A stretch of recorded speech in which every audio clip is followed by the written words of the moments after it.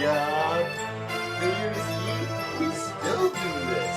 Give us a reason not to do this. We got the Texas on right now.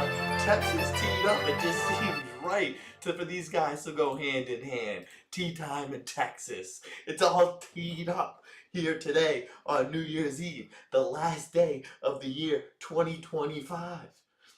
And what a special way to spend your last day of the year. And if you've been doing 2025 the right way, then you've probably been doing it with tea time. Because tea time and 2025, those go hand in hand too. Tea time and football, that also goes hand in hand. But you probably keep hearing this word tea time and you're not quite sure what it is. You want to know more about this specific fella that's got the Texas on his head, that's covering the Citrus Bowl. So let me slow down. Let me tell you what we got going on here. I just want to make sure that the game is coming on soon, and I just want to be a part of it when it happens. Come on, let's. Come on, how is this not started yet? How is this not started yet? He lost power too. Things are not going well for Mr. Stavo in 2025. Oh, he's got nothing good going on for him. That's great. That's really great. All right, I'm just getting myself oriented. All right, come on. YouTube TV. Go, don't worry. We'll get it going. We'll get it going live. Oh, we got it. We got it. Season, a freshman quarterback. Yes, all right, we're here. We are here. We got everything going in the right direction. All right, so what you're looking at right here is a little show we like to call Tea Time. And I am your host, Tony Murr. And if you are an NFL football fan, if you are a college football fan, if you are a fan of fans that blow air at you, I don't care what type of fan you are, if you're living, breathing, looking at me, and hearing me all at the same time, then you are officially teed, teed. We are teed up around here. We are teed up over at Tea Time. We got the double T on our chest. We got the beacon double T behind us. And now we got a special T on our hat because we're all Texas today, baby. Because if you are rooting for Michigan, you are officially a scumbag. You root for scumbags if you root for Michigan because their whole organization, their whole university is disgraced. Let me back up a little bit. See, we go forward and then we go back because if I might be going too fast for you, so I'll do some explaining. I'll bring it backwards just so we can bring it back forward. What Tea Time is, it's a live sports broadcast. You've done it so many different ways before. Actually, you've done it one way before, and it's the same way. You got the guys in the suits and ties, and they go, wait till you see this cover two defense that Texas plays. They got a really good freshman coming up. I agree with everything the NCAA does, and I agree with everything that my news station and broadcast station says.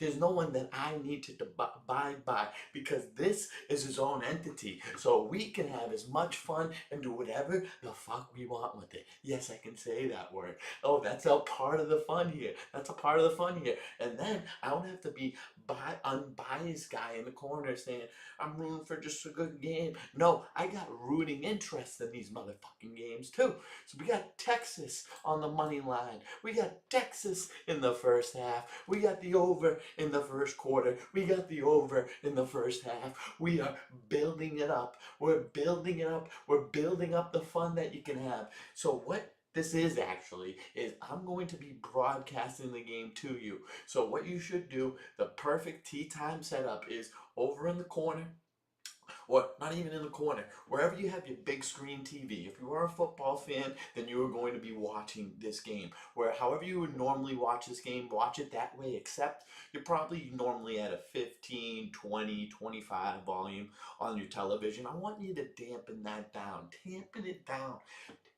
amping it down just a little bit. I want you to go at a 10 or a 5 because you're not really going to be listening to those guys because you've done it all before. You've done it so many times before. What you're doing this time is on your secondary device because I know if you got YouTube, if you're looking at YouTube, if you got YouTube, if you got Twitch, if you got X, you have a secondary device beside your television. So on that secondary device, on a cell phone, on a tablet, on an iPad, on a laptop, I don't care what it is, you got Tea Time on the side. What I'm going to do is going to be broadcasting the game to you, orchestrating and illustrating the game to you in a new and fun way. And what you're, right now, you're confused. Right now, you don't know what you're looking at or you're hearing, and I understand that. But soon, this will be the norm, and then you want to be a part of this. First off, you want to be a part of the early train. You don't want to be all the way in the back of the train just waiting to get on there if everyone's climbing in. You want to be the first on it. So let me welcome you to be the first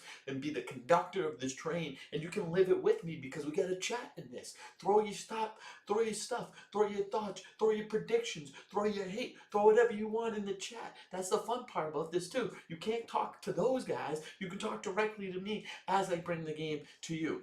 The only difference is I usually have a live scoreboard, and the problem is with my current setup, it's not set up for college football. I got NHL, I got NBA, I got NFL, I got MLB. I do not have college football as a part of my repertoire. So what we have to do is dig in our little bag, get a little old school with it. We got the manual set up top. All you gotta know is Texas is 0, Michigan is 0. Start of the game starts right now. Arch Manning coming out here. And I wrote down a good amount of stats too. I got some good information to bring to you about this game because you're wondering who the fuck's playing in it. So am I. Arch Manning getting the play call going with the screen pass. He lollipops it in there and suffers the consequences for such a lollipop because that's a play's only going for a yard. That play's only going for a yard.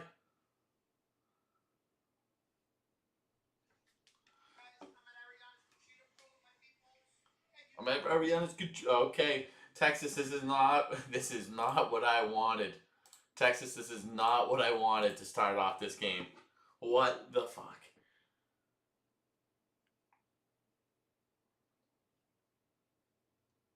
Texas. All right, so it's an ultimate feel-out game because not everyone is playing in it. They don't have all their players playing in it. People are opting out of bowl games now. It used to be a thing, a little bit. Now it's a big thing. Everyone's opting out. Arch Manning finding #1 down the field now. Let it loose, Arch. Get the cannon going. Get the cannon going. This guy #1. So this is where I'm gonna really need the box score on ESPN because I need to know who those guys are that he's throwing it to. I'm gonna need to know names.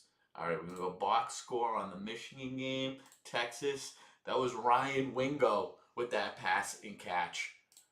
All right, we're still passing it because of all of the running backs for Texas. They've opted out of this game. They're too good to play in the Citrus Bowl. The Citrus Bowl is a well-known bowl. Well, is there an Orange Bowl still?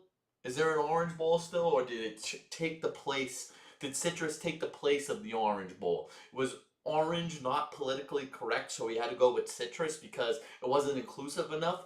Orange, you just talked about one color and one type of fruit. Citrus, we got lemon, we got lime, we got orange. It's more inclusive if you call it the Citrus Bowl. Doesn't matter who's playing, who's not for Texas. That's a first down by the running back right there. Doesn't matter if it's the first, second, third, fourth string. These guys are all good that play here. So let's give it to the right guys. Whoever wants to be out there, they're going to be playing hard. Riley, I'm not ruling it out yet. I'm definitely doing the Bucks Panthers game. I'm not even sure if I'm more invested in the Bucks Panthers game. Riley, shouldn't you be in school? You got the day off. It's Christmas break.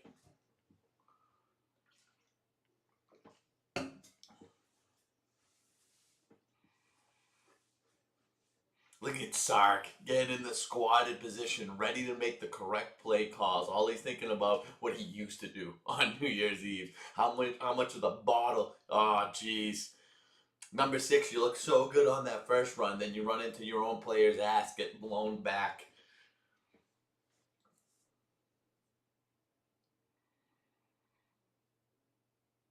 Yeah, look at that. He got blown up for sure. I love that new celebration. The double thumbs down from the defense makes you feel really bad about what you just did. All right, we got 3rd and 4. Arch Manning in the shotgun. He wants the ball. He's got it. He's looking to the right, throwing right. Oh, he had an easy guy open. I love a little Christmas break till January 5th. Good on you. That was a wide open player. That was a wide open player, Arch. We need to hit that. We need to hit that. Oh, it's a little windy. And they're playing in Florida, which is probably why it's the Citrus Bowl. Is it? Can someone tell me about? Let me see. After this field goal, I'm gonna look up Orange Bowl. I want to see if it's been overtaken by the Citrus Bowl. All right, we got 19, gonna kick it through the uprights. No, oh wait, did he curve it in? He did. It looked so bad at first. Started up to the right, curved it in slowly to the left. That's how you trust your leg. That's how you trust your shape. Look, it looked bad the whole way. It looked right, right, right. Now it's coming left, left, left, and that is good. That doesn't look like he can get very much power on the ball, though. I'm not expecting any long kicks from this guy. 3 minutes into the game, 3-0 Texas. Would have loved the touchdown on that opening drive. Would have loved one. Should have had one. All right, so let me see if citrus, are the citrus and the Orange Bowl the same thing? No, so the citrus and the Orange Bowl are not the same thing. The Orange Bowl. Who's playing? All right, so the Citrus Bowl. It sounds like it's the Orange Bowl. It's not, and now it doesn't sound as important. All right, who's playing in the Orange Bowl? Who's playing in the Orange Bowl this year? Yeah, that's reserved for the college football playoffs. That is Texas Tech at Oregon. So, I mean, you can understand where the confusion lies. You can understand why people are thinking that it's going to be Citrus and Orange Bowl are the same thing. But they're not. All right, Bryce Underwood. These are both highly touted, highly recruited football players going into their freshman seasons. This is Bryce Underwood's freshman season. This is not Arch Manning's freshman season. But both highly touted, and they're both 9-3, looking to make a name for themselves. Even though a lot of their players opted out of this game, a lot of their teammates, they're still looking to make a name for themselves and win this game. The fact that they have their starting quarterbacks in this game shows that it still means something.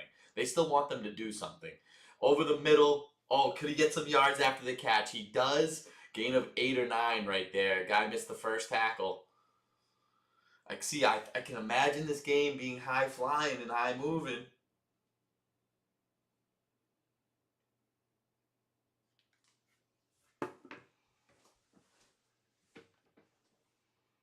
All right, let's see what we got. Bryce Underwood back under the shotgun. A little motion on number 17. And we're fake handing off. He's got room to run. He throws it instead. That's an easy first down. If I am myself rooting for Texas, if I am on Texas, if I am a Texas fan, I'm worried after seeing those first 2 plays because this offense seems like it's moving. They got an interim coach by the name of Biff Poggi. Do you think he's able to get his guys together? Do you think people garner and gather around Biff? Do you think he can get his guys going and get them moving in the right direction after their disgraceful coach just got acquitted or just left the program? They told him to leave the program.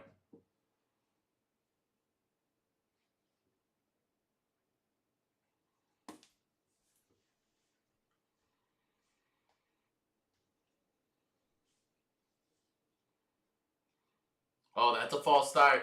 That's a false start. Bring him back. Bring him back. Bring him back. Instead of bring him up, bring him back. Bring him back. Oh, jeez, everyone. Everyone on the Patriots getting in trouble. First it was Stephon Diggs. Now we got Christian Barmore facing misdemeanor charges.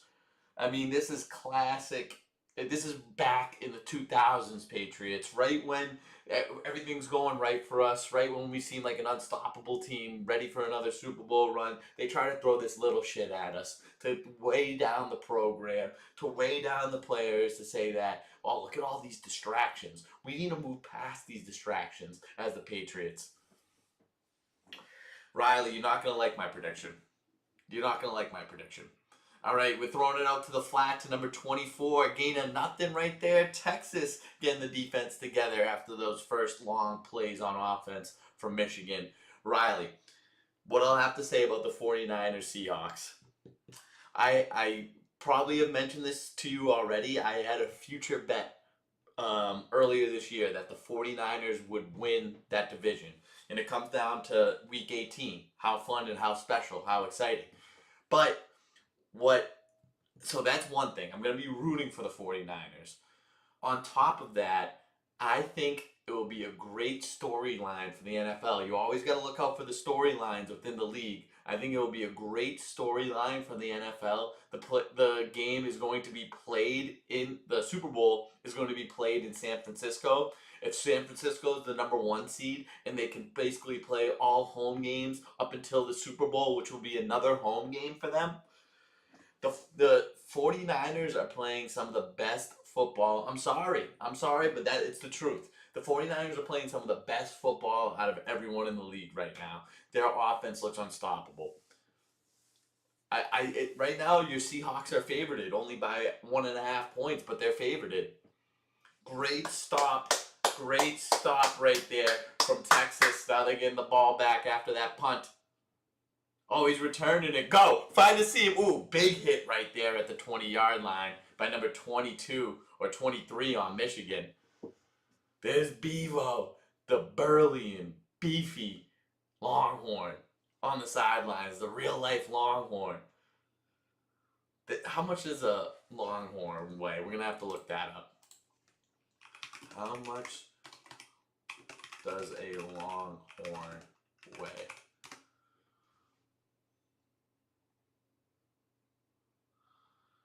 A Longhorn cow can weigh between 600 and 1,200 pounds, mostly falling between the 8 to 1,000 range, but Longhorn bulls can average between 1,200 and 1,800 pounds, and with many exceeding 2,000.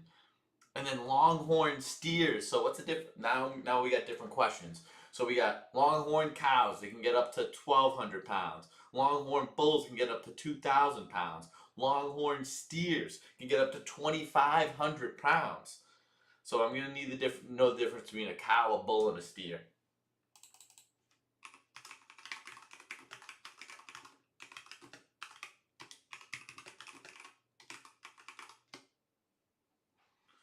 Cows are female cattle.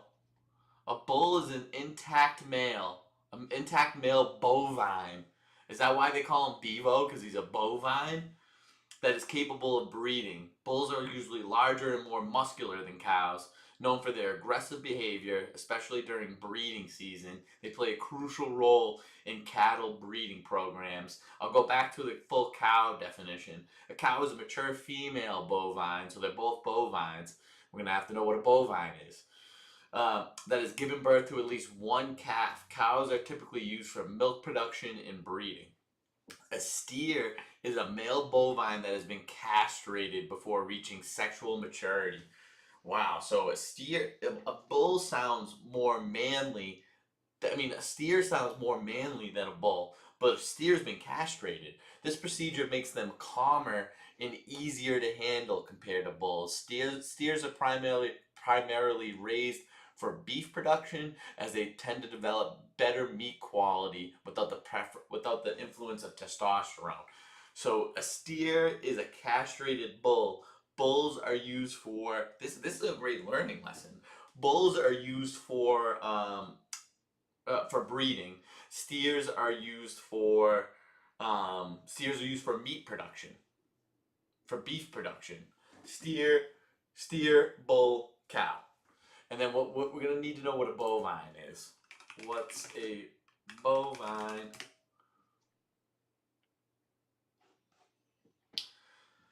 You do have a way better defense, Riley. The defense on the 49ers is actually bad. It's not good. But I think it's more of a quarterback league now, and I'd rather have Purdy than Sam Darnold. A bovine is this relating to or affecting cattle? Okay, we're back to the game now. 9:21 left in the first quarter. Oh, see, this is what I forget when I have the manual. We're gonna have to do 3. It's 3-0 in favor of Texas. Let's go, Texas. Oh wait, Wink Martindale's back in college. Oh, we're passing it off, a little screen pass to number 1. This is the best player on the Michigan offense, I think. Number 1, Wingo, the receiver. Did you see him last? I don't think he's overrated. See, he's streaky though. He can be bad at times. Right now, he's on an insane streak. Did you watch that Sunday Night Football game, Riley? He was on fire. He was on fire, Brock Purdy. All right, coming back to the Texas game. Arch Manning under center. We got 3rd and 1. We're going to run this ball to the fullback. Hate that play. It took too long to develop. It wasn't even the fullback. It looked like it was a tight end. That was not a smooth play. Come on, guys. Come on with that. I hate that play call. God, do I hate that play call.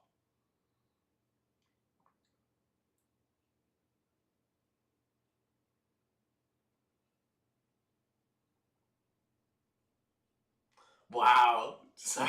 We got Wink Martindale on the sidelines wearing a Have-A-Day hat from the Bob Does Sports YouTube channel. He's that big of a fan of them that he's wearing that hat on the sidelines. He's not even wearing a Michigan hat. It's a Have-A-Day hat. Good for them, man. That's some good some good awareness and notoriety for the Bob Does Sports program.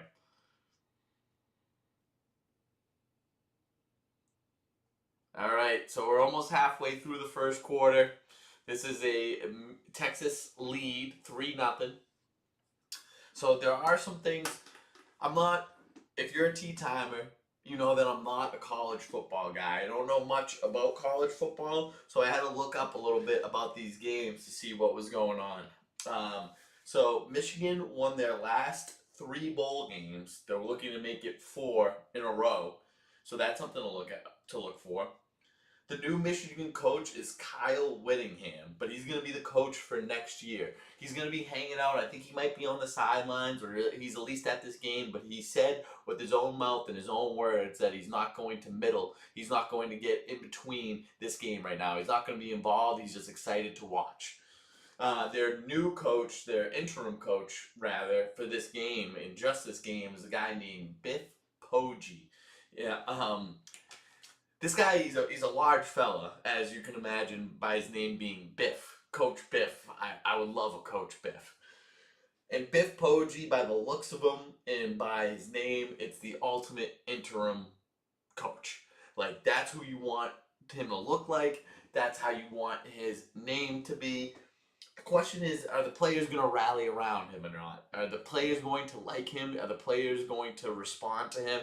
I'm sure the players are not feeling good about going to Michigan at the moment because their coach, former coach, Sharon Moore, just disgraced the program. He has shown that he is not a Michigan man, even though he's a man of faith. Don't you love these scumbags coming out saying he's a man of faith before and he's cheating on his wife with a staff member, with an assistant. And the thing is, like, for you to cheat on your wife, don't you think it's got to be something? It's usually not the case. This is insensitive to say, I know. But for you to cheat on your wife, don't you think it's got to be someone who's a little bit more exciting looking? She was just right up the middle. All she was blonde. All she was blonde, and that just overtook and blinded Coach Sharon Moore. He wanted a little bit of the snow in his life, and he got it. He got it. And at what cost? We got a hot take from Riley. Hot take: I think Brock Purdy would be bad if he didn't have so many weapons around him. Yeah, I don't think you. I don't think that's the hottest take, Riley. I agree with you. If he was on a different team, he would not be nearly as good. A lot of decent quarterbacks would thrive in that offense.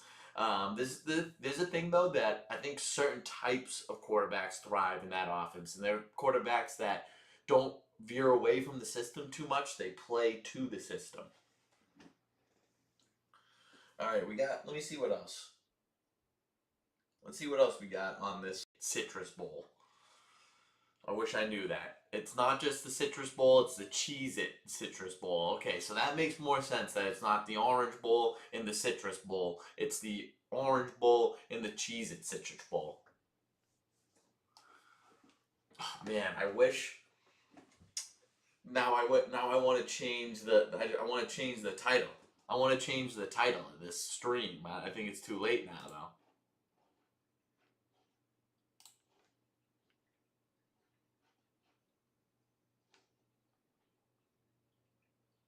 I'm rooting for Michigan, but I'm sorry. See, it's already that was a Freudian slip. Michigan looks better. Michigan looks better than Texas right now. But if I know anything about college football, which I don't know much, these games can flip and switch on a dime. We have less than 7 minutes left in the first quarter. Texas still up 3-0. They're running a no-huddle offense. That's a great stop at the line of scrimmage right there. Stop the bleeding a little bit because they were dishing and dicing, cutting and jiving through your defense. Look at Sark with those reddish-orange shades. Looking very cool. With him wearing a sweatshirt in Florida, though, that's a little suspect. I don't know. I'm not sure what that's about right there. I'm not going to say, yep, there we go. That's better. 17 rush yards to 14 rush yards. 40 pass yards to 28 pass yards, 57 yards to 38 yards, all in favor of Texas. Bryce Underwood, he's under shotgun. He wants to run. Can he? No, he gets tackled. He gets tackled around his ankles, but we get a flag coming in. Was it? I want to guess possible face mask. We're at 26 live viewers right now. Yeah, there's the face mask right there. That's going to hurt. We're at 26 viewers across platforms. Let's get this up to 30 and then keep going. We're at 26 right now. Let's get it up to 30.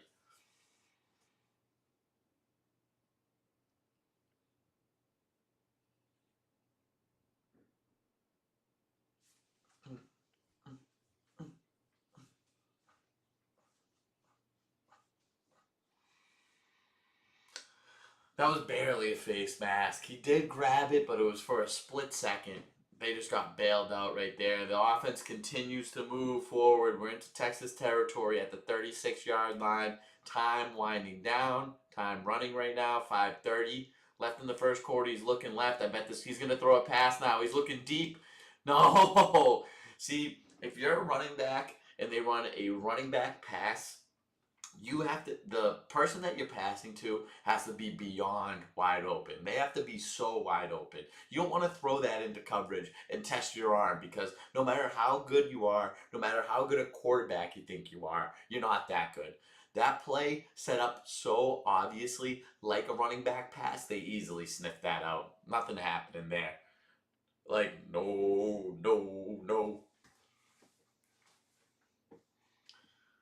All right, 2nd and 10. Underwood in the shotgun. He's looking to run. He still might pass. No, they got him in the backfield. He spins right into pressure. That's a sack. A 10-yard sack. One that you just can't take if you're Bryce. Texas defense, despite having some of their best defensive players opting out of their bowl game, they still want to win this. They still want to win it. They still got good guys. Opted out. They only had 3 guys opt out for Michigan. Meanwhile, we have some of the best players on Texas opting out. 2 of the running backs, 1 of the receivers, a bunch of DBs and linebackers. Their best defensive player. God, so that's something that I'm going to have to get to. I'm going to have to, because I had notes on that. A screen pass to the left on 3rd down. 3rd and 18. Can he get a first? Not enough for a first, but maybe enough to get into field goal range. We're probably talking about 4th and 8 or 7 right here. Yeah, field goal unit coming on.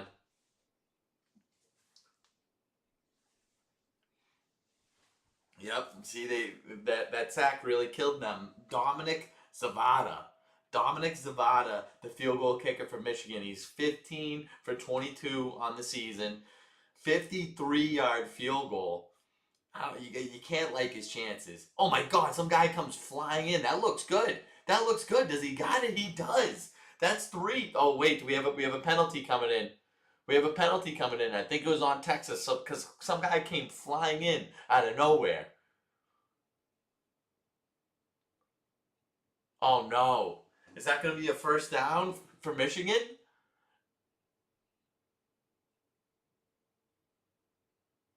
Oh, okay. Oh, this ref's got a great Southern accent.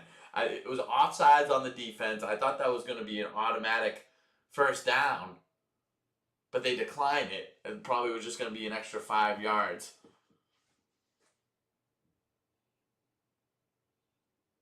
Some guy, I've never seen that before. Some guy came running in from the side. I think he perfectly timed it, but it did look close.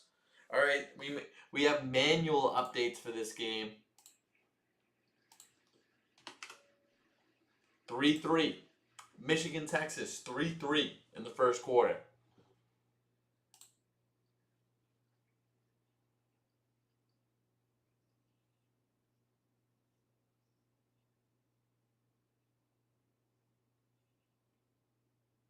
My anaconda. We got a little. All right. To add to. Hold on.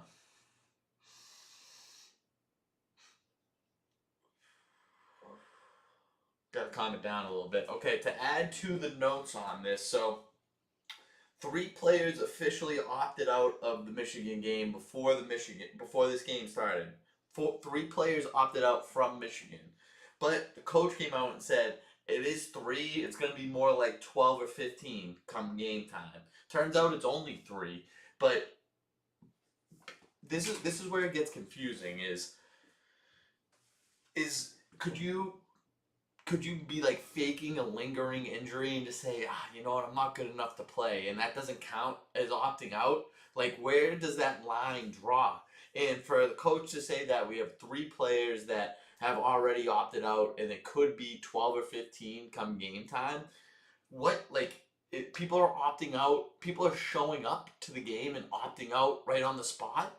That makes no sense. You go out for warm-ups and then you tell the coach I'm opting out. How is it not a decision prior to the game? They're gonna know on game day that you're opting out that day.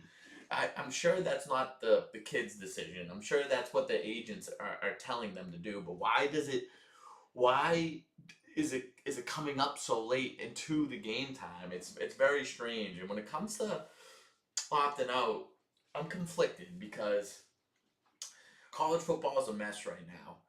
People were doing this. I think McCaffrey might have did this. I think Cam Newton might have did this.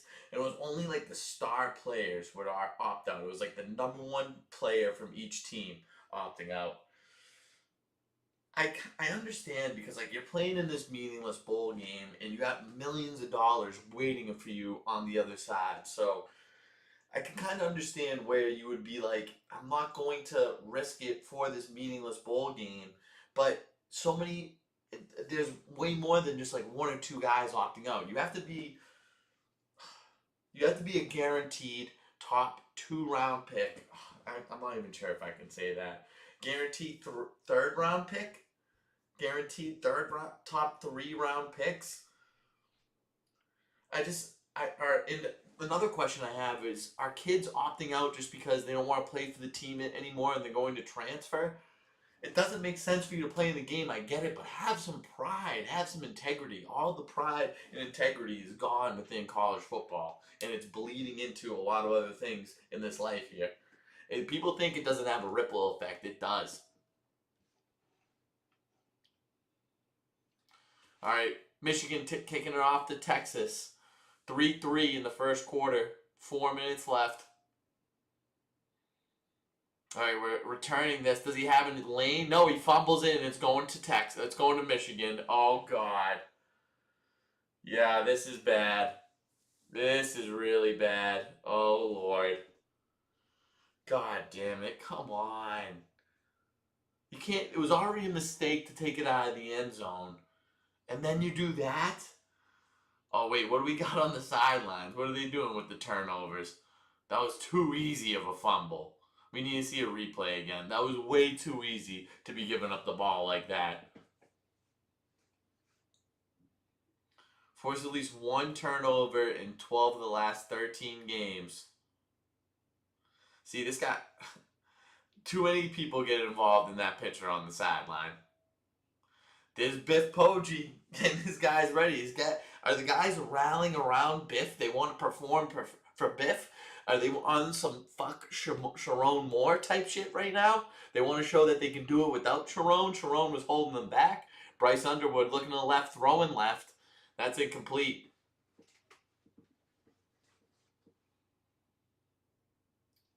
New Year's Eve game tonight. So that's what I'll do next. I'll do my college football playoff predictions. We got Miami, Ohio State tonight, Oregon, Texas Tech tomorrow, Indiana, Alabama tomorrow, Ole Miss, Georgia tomorrow. Those are the four games for the teams to go to the semifinals. 8 teams, 4 games. That's how sports work. We're handing it off right here. Gain of 4 or 5, decent run forward, hard nose running right there.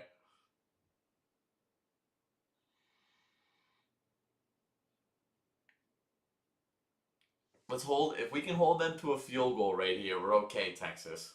If we can hold them to a field goal. False start? Nope. All right, 3rd and 6. They're getting a play from the sidelines, a play from coach. Bunch of time left on the play clock still. I think they're trying to get them off sides. They don't. They're sending pressure. Throw it in the end zone. That's out of bounds. No catch right there. That's out of bounds. You got to know. You didn't even have a foot in. That wasn't particularly close. Good job getting pressure. Good job managing the bleeding, managing the damage. Number 6, you're in no man's. Oh, God, I think that could be a touchdown. Okay, I thought it wasn't close. It is. Oh, I think it could be. It was called no touchdown on the field. That's important.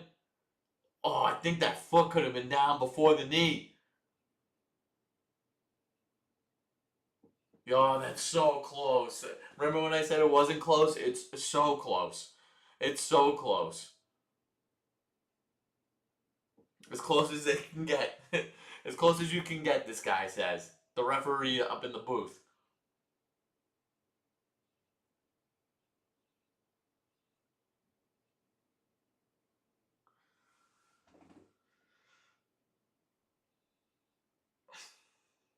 Come on, let's not do this. Let's not do this.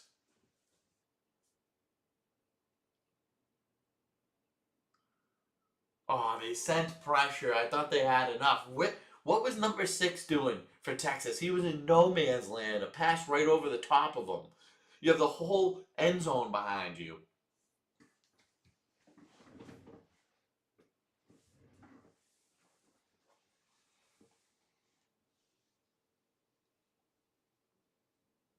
Remember when I said it wasn't close? It's so close. So this guy up in the booth, this rep in the booth says the toe hits before the shin. I don't know if it does.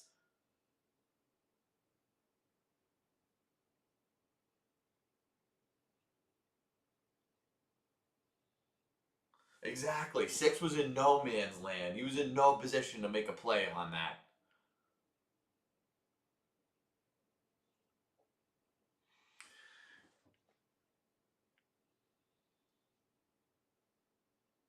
Oh, they're debating if the toe hit or not. This guy, Bryce Underwood, looks like a beast. He's not your typical quarterback. This guy is huge. It was called incomplete on the field. That's important. They're still reviewing it. It's got to be indisputable. I don't know if it's clear and obvious.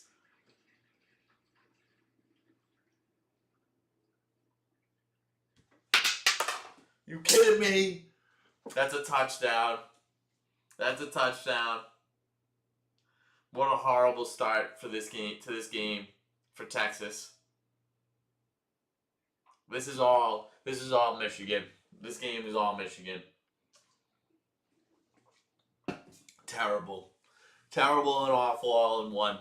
Except, remember I said first quarter over? That's one that got it. That's one that got it. First quarter over. 10.5. That's 13 points in the first quarter. All right, Texas, we got an answer right now. Holy MILF.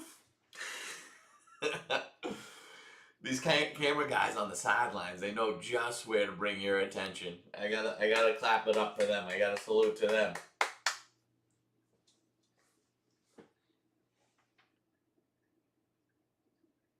That's horrible. You got the ball in the wrong hand, first of all. If you're playing D1 college football for Texas, you got to know that the ball's going to be in the other hand. The guy didn't even hit him that hard. Got him on the same elbow that was carrying the ball, and it popped out.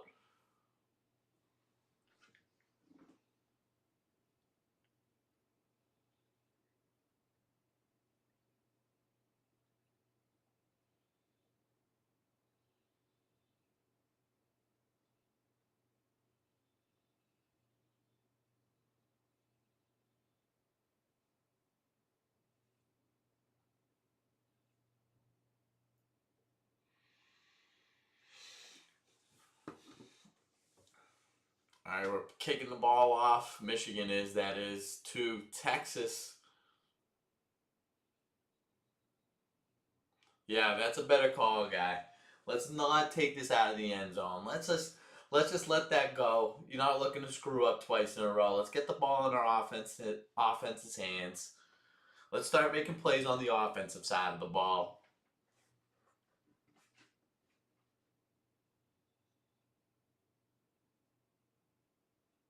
All right, 3 minutes left in the first quarter.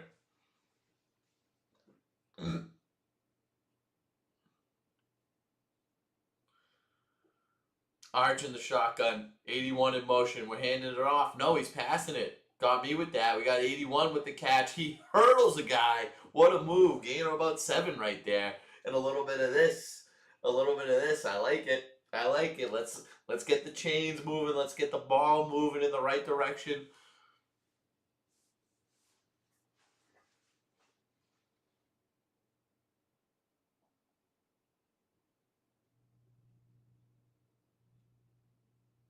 All right, passing it off to the left, a little screen pass. Texas certainly loves those screen passes. Make it easy on Arch, but that's a first down. That is a weird Texas outfit. Is that Eli Manning? Is that Eli Manning? That is a Manning. I can tell it's a Manning. I think it's Arch's dad, which is Eli's brother. It'll look a whole lot like Eli. The Texas, the cowboy hat with the puffer red vest, I don't think that's a look. All right, we're handing the ball off to number 6. He finds his way, some patient running, gain about 6 or 7 yards right there. All right, we're gonna show them. We're gonna show up right here, Texas. Show up for yourselves right here. Those guys who opted out and they're watching their team play, struggling in this bowl game, it's gotta hurt. It's gotta hurt.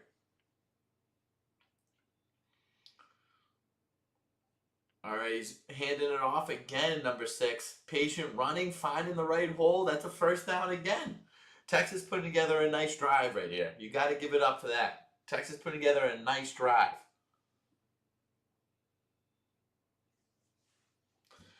1.5 minutes left in this quarter.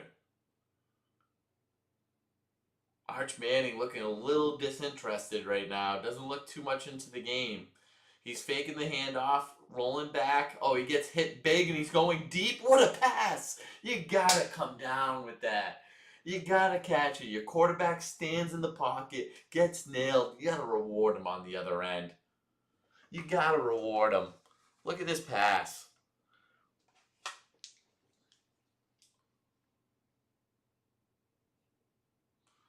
Big hit on Arch. Right through his fingers. He almost had it. It was going through his fingers. Got caught up in his pinky fingers. Couldn't come down with it. Would have been a great throw and catch. Another screen pass, and we got room on the sidelines. Go, number 3, go!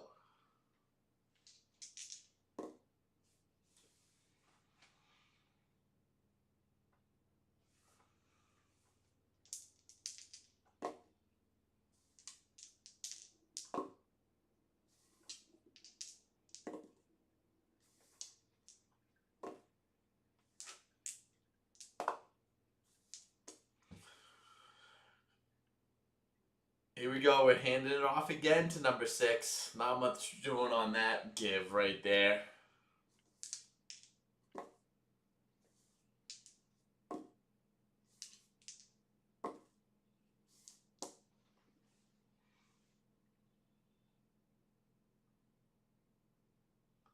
Yes, he's going like this, sir. That's good. That's a good observation right there, Rob. Every time he's trying to make a run, oh God, you can't be going like this with the ball as you're getting tackled. Bring it in. All right, time winding down in the first quarter.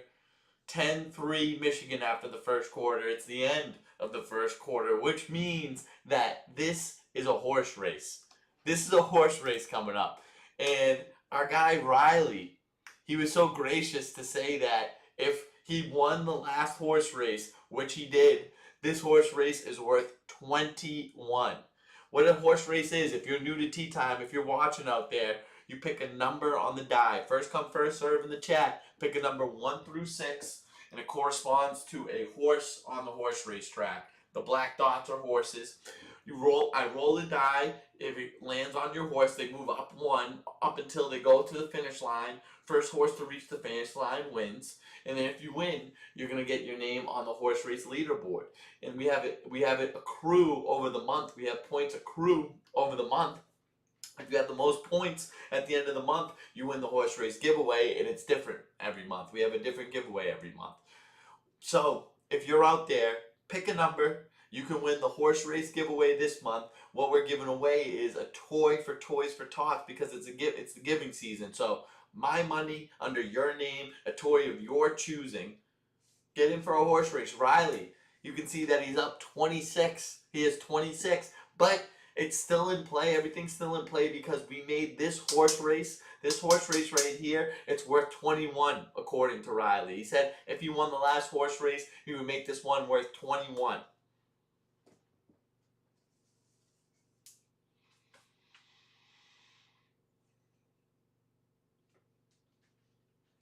Oh, I'm slacking with the scoreboard. We got 10. It's 10-3 Michigan. Hey, yeah. And we're going, hey, yeah. Hey, yeah.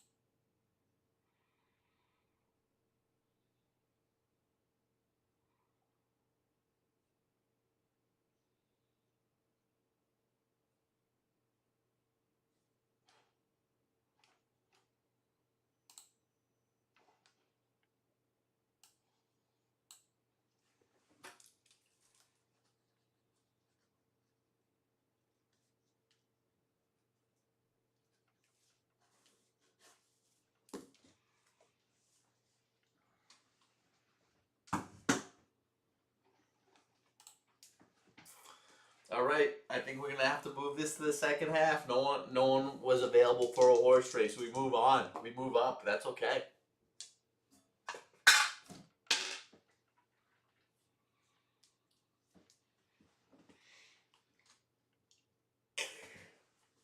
All right, we can check off. I'm going to check that off actually because it's fun to check things off. We like to make updates around here, as we like to say. So.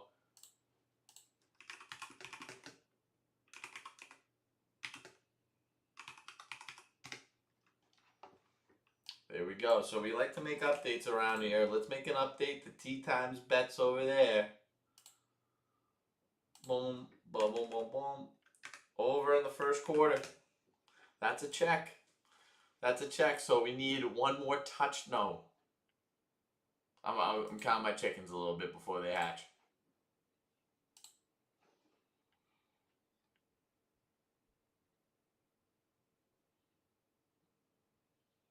Okay.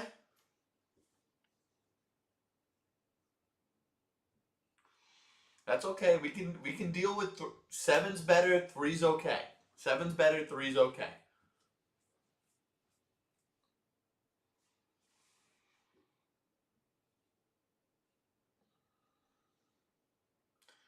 All right, so we got start of the second quarter, 3rd and 1 after the Michigan penalty. Arch Manning in the shotgun. They're at the Michigan 21-yard line. They keep trying to run in these short down situations. We got a 4th down coming up right here. The run game ain't working. And it's maybe because your 2 best running backs said, you know what? We're good on the Cheez-It Citrus Bowl. We don't want to play. We're going to watch you guys lose out there. Remember when you thought you loved me? Remember when I was your teammate and you loved me and I said that I always had your back? I lied because I got millions coming to me in the NFL. 4th and 1, this is huge. This is huge right here for this first half bet. Yep, we're running out to the left with Arch Manning. He's got room and then some. Keep going, Archie. He throws a forearm shiver on his way down to the 5-yard line. He says, bring it on, a little forearm shiver coming at you. Great play. I love that play on 4th and 1. Look at this.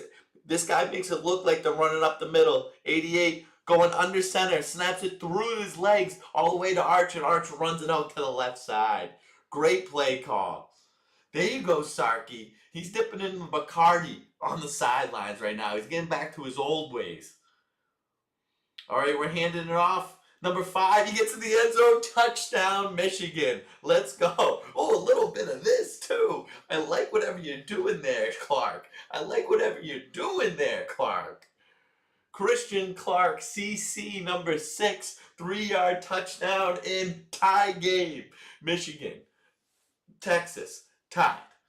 Well, we need to kick this extra point. It's not as much of a given in the college round. Shoot off that cannon, a-ba-ba-boom, a-ba-ba-boom. I gotta tell. So, I got some updates. Hold on.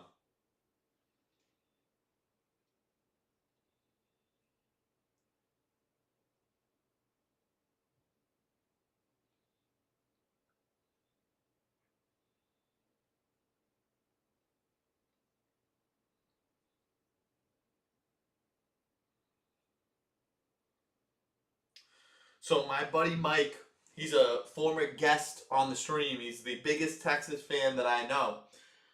And I texted him today and I said, tell me why I shouldn't bet Texas. He said, I had them money line in a few parlays, and they've had 3 of their best Florida players declare for the draft, so it's a bit scary, and like all their running backs for some reason. Michigan has some of their own issues, though. Yeah, the whole Sharon Moore thing. That's an issue. That's an issue.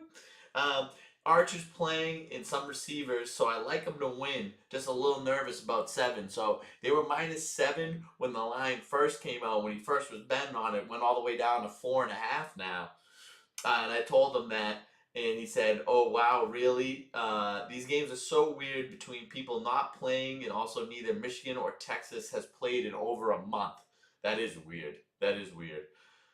Playing a game that does not matter and waiting a month to play it. But if you love football, especially if you're a senior and this is your last chance to play, so I mean, what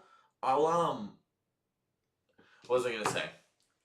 What I'll say about the opting out is, if you're a surefire draft pick, I understand. But if you're like a 6th or 7th round pick, like you're right on the edge, or you're just opting out because you want to go to another school, gotta play. You want to be able to show your love for the game. Where's the love for the game? Where's the integrity? Where's the loyalty? It's all gone out the window. And it's not just in the college football realm, is what I'm trying to tell you. It goes into every realm of society. You think it just stops here at college football, where there's no loyalty and no integrity? It goes beyond that, and it just bleeds into every sector. It could be sports, it could be business, it could be interpersonal relationships. It's a product of society, and I'm going deep with it. On New Year's, you get a little bit introspective. You look at things from a deeper and different angle and perspective, and that's how I'm seeing things right now. I'm not sure if I know it. The ads are targeted, and people watch on different platforms too, so not everyone's getting the same ads as me. But if you were getting the same ads as me, about 2-3 ads ago, there was the infamous hot BK girl. Hottest girl that you've ever seen hold a BK sandwich. You gotta love it. Yeah, I'm gonna use another fast food tag for seeing the hot BK girl. Ba ba ba ba ba. I'm loving it. Sorry.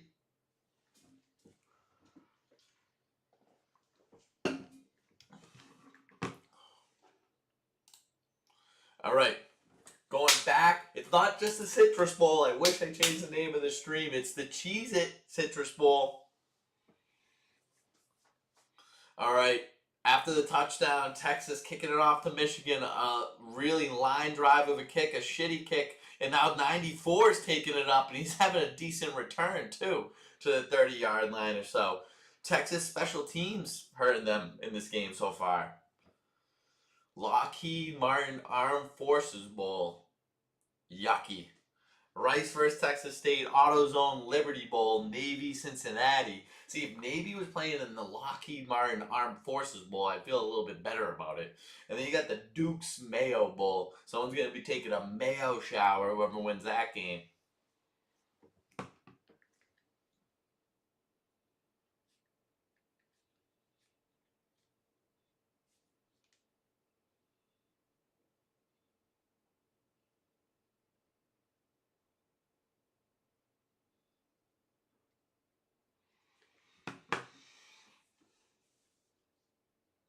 All right, Underwood in the shotgun, handing the ball off. No, it's a fake. They get me with all these fakes, and he's running the ball very easily for a first down.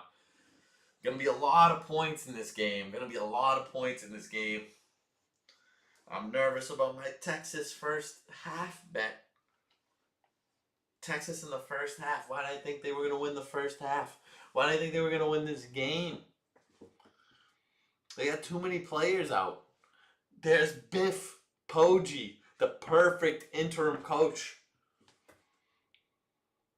All right, we got Underwood in the shotgun again, number 9, coming across the screen, and it's a give to 24, gain of 3 on the play.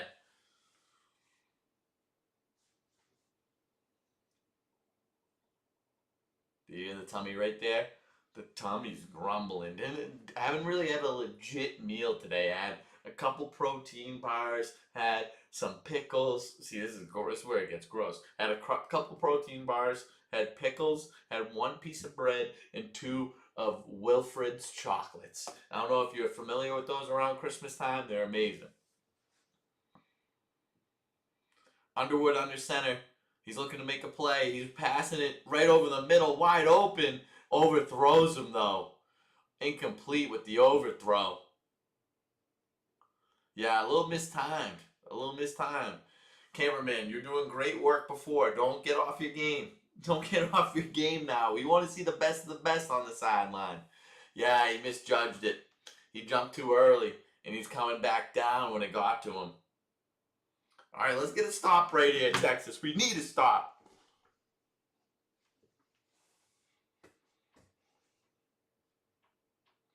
All right. I don't like the run pass option out of Underwood. He's been slicing and dicing Texas. All right, he's in the shotgun. He's looking. He's got a bunch of time. He's throwing, and he gets someone over the middle for a first down. Man, first down, Michigan. They're driving. Yeah, that sun, it's hurting right now. It's just cresting over the top of the stadium. Won't be a factor in probably the second half, but is one right now. We got over half the field shadowed, the rest of the field looking right into the sun. It's 55 degrees in Orlando, not your typical Florida weather. All right, we got 4 men on the line of scrimmage for the defense. Underwood with time, with the running lane, and he's gonna make the most of it right there. Brought down at the for after a gain of about 8 or 9 right there.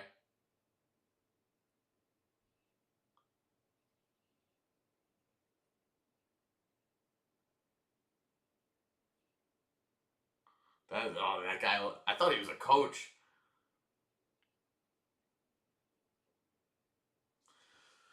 Underwood running the ball is a huge issue. All the players out on Texas' defense is a huge issue. There you go, Underwood running with it. He's going to run for a touchdown right there. He's gone. See you later. Wow, just stopped right before the end zone.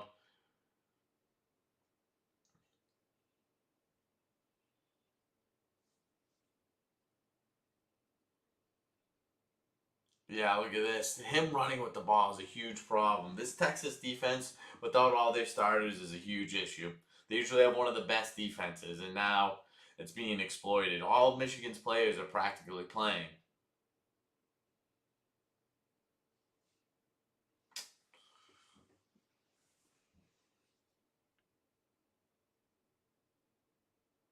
All right, we're snapping it. Looking left, throwing left. He's got number 3 for a touchdown. That's good. He bounced off a couple of wimpy Texas tacklers on his way to the end zone. And this guy's filming right over his face. Good job. I can see it right through the screen. I'm right here in person, but I'd rather look through the screen. Andrew Marsh with a touchdown. We like to make updates around here, and we'll make this one very quickly. That is another boom, boom, boom. Let me say ayo, ayo.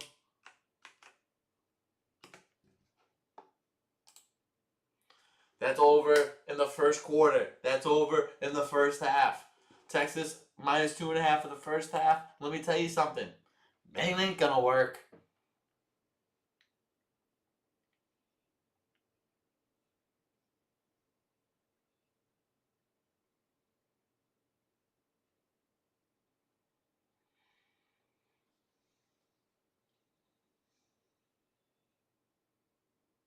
Yeah, it's a great play. It's a great play. All right, let's talk about the college. All right, we'll do a little stats. We'll do some stats right now. Is it even worth it? Nah, it's not. No one's really jumping off the page. Let me do this. College football playoffs. College. No, let me get it on the phone because it's gonna tell me the spreads. So I'm gonna tell you my pick to win each game, and then I'll also tell you my pick with the spreads too. College football playoff game tonight.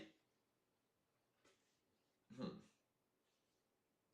Miami versus Ohio State. Miami just had an impressive win where their defense looked really, really good against Texas A&M, I believe. I think it was a final score 10-3 on that one. Ohio State going against Florida of Miami, or Miami of Florida. However you want to look at it. Ohio State minus 9.5. Let me tell you something. Ohio State's obviously going to win this game. They're going to cover it too. Miami's fraudulent. Miami's absolutely fraudulent. Let me see. Can you bet on Jeremiah Smith to score a touchdown? I don't think you can. All right, now let's look at the other games. Oregon at Texas Tech. That's almost a pick 'em. Oregon's minus 2.5 at Texas Tech. Wow, so they're favored away. I like Oregon. So this is one. So Ohio State had a bye last week. Texas Tech had a bye last week. They're going against Oregon, who looked unreal against JMU. But that could be a facade. That could be a false front because JMU is one of the worst teams in college football. I don't know how the fuck they got in there. It was brutal. It was brutal. They got brutalized in that game. Everyone's like, yeah, but they covered. They stopped trying. Did you see the first half? Did you see the first half? It wasn't even close. It wasn't even close, that game. Indiana minus 7.5 against Alabama. Alabama coming back from 17 points is impressive against Oklahoma. Indiana, another team with the bye. They're the number 1 seed. I like Indiana in this game, but I don't really love it. I can almost see Alabama winning. I definitely see them covering. Then Ole Miss, Georgia. We got Georgia in that one. I think they cover the spread too. So I got the favorite, the underdog, the favorite. I got 3 of the favorites, 1 of the underdogs in terms of the. I had all the favorites. They're going to win the game, but we're talking spreads. I had 1 team covering Alabama, covering the spread.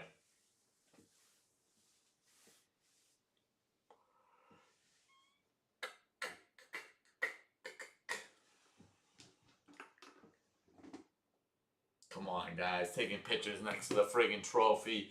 You don't even care.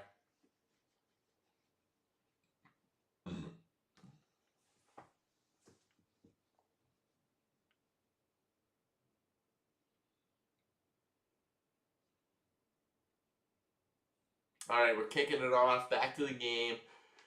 I gotta make up. I keep missing the updates. Texas got 10. And Michigan, they got 17. Oof. Oof.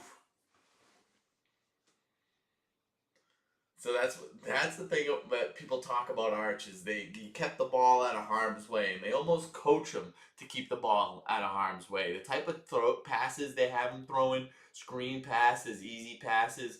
I mean, he's looked okay. He missed a crucial. They were driving on that first drive, going for a touchdown. He missed a crucial first down, easy first down. He's rolling out left, throwing to the left. Gain of 5 right there. Not terrible. I bet they score on this drive too.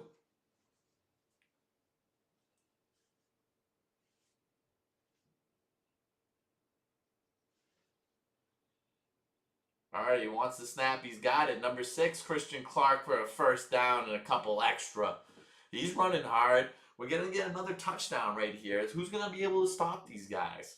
Who's going to be able to stop these guys?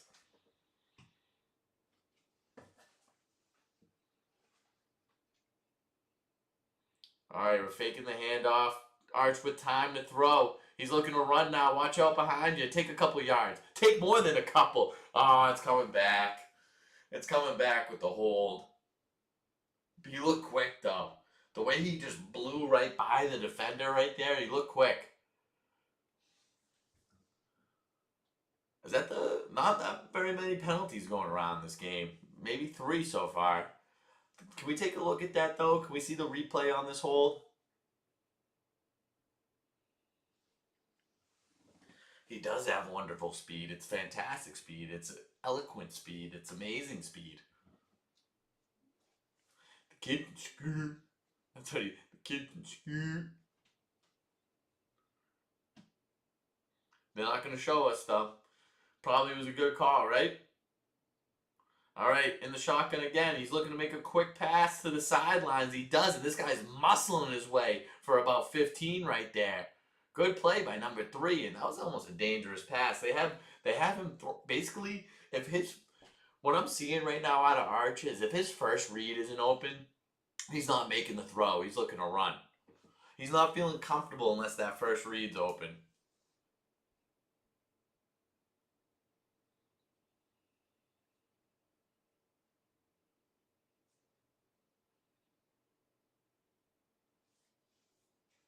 All right, he's back in the shotgun, looking to make a quick pass to the left, and he can't make.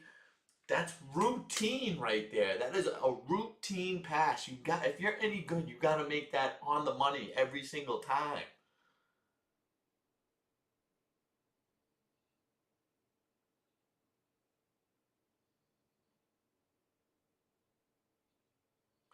Third and 5. Third and long. Let's take it easy. It's 3rd and 5, and this is 4-down territory. All right, bunch of play time on the play clock. All right, they're switching it up a little bit. Arch still in the shotgun. We have trips to the left. I wouldn't be surprised if he's rolling out left. God damn it. Flag or timeout? Delay game. Yep. This is officially too big for Arch. You can see it right in his face. They give it to Michigan. They won. They won this game. You can tell from the beginning. There's no way that Texas is ever going to be able to stop them.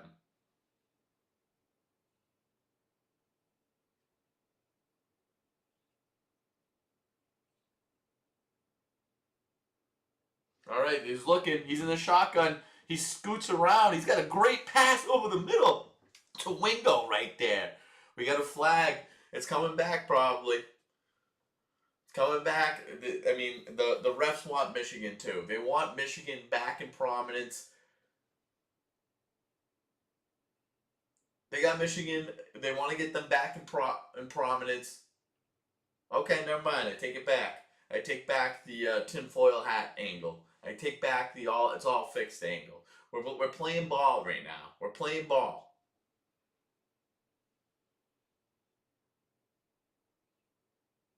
What a pass. What a play by number 1.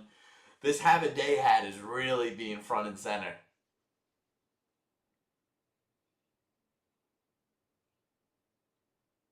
All right, he's looking to the left, fakes the throw to the left, throwing up the sidelines. Great throw and right between the hands of the receiver.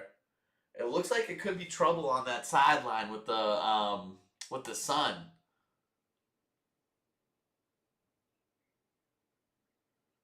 Let's see this though. Nah, that wasn't because of the sun. Horrible. Terrible. You can't drop that. Your quarterback's throwing dimes. Go. Face mask. We're not going to call that? Yeah, thank you. Let's go. Let's move it. Let's move it. Give us a chance.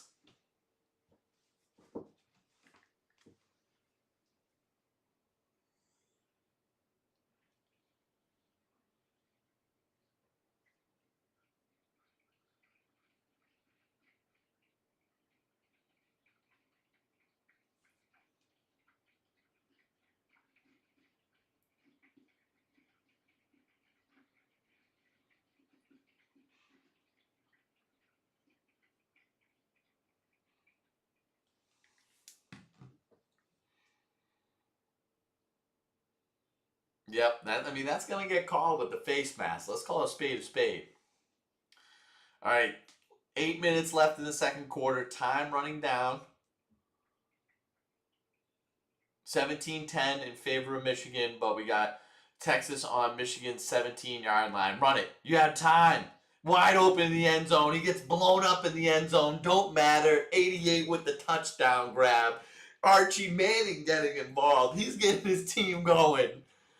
Nice play. I like that because he was not looking to run it first. He threw an absolute duck moon ball. Yes, that was a little bit of a toot right there, but threw a duck moon ball. He was so open it didn't matter. 17-7.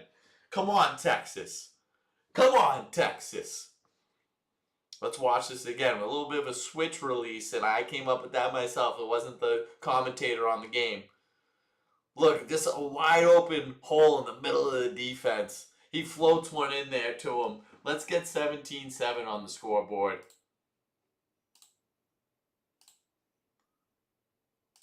(17-17). Texas, Michigan. We're going back and forth in this Cheez-It Citrus Bowl. Could be anyone's game, despite what I've said. Despite me saying this is a tall Michigan. Come on now. Neither of these teams' defense is stopping anyone. We need a stop on defense from Texas, and then we need Texas score, and then we got the Texas first half bet going. Come on.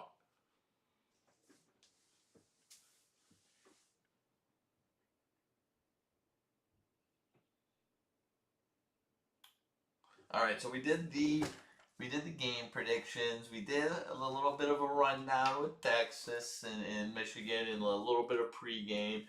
We did the college football playoff predictions. Let's see.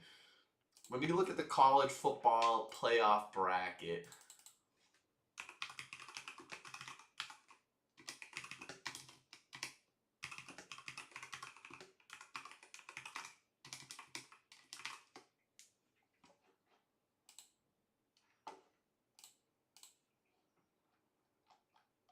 All right.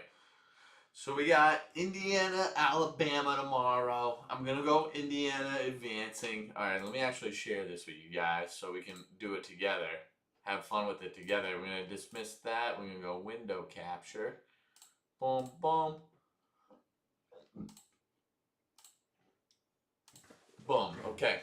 So Indiana, Alabama. I'm going to have Indiana advancing in that one. Not much of a shocker there. Indiana could be the best team in the nation. They're ranked number 1 for a reason. Alabama, everyone telling me they stink. I will say it again as a disclaimer. I'm not a college football guy. Come on with that. Don't you know what I'm trying to do here? Come on with that. Okay. For me, I think Alabama could win that game. To everyone, I'm being influenced by everyone else, is what I'm saying. Texas Tech, Oregon. I'm being influenced by what I saw last game where they beat up on the JMU Dukes. JMU Dukes may be the worst team in the college football playoff ever.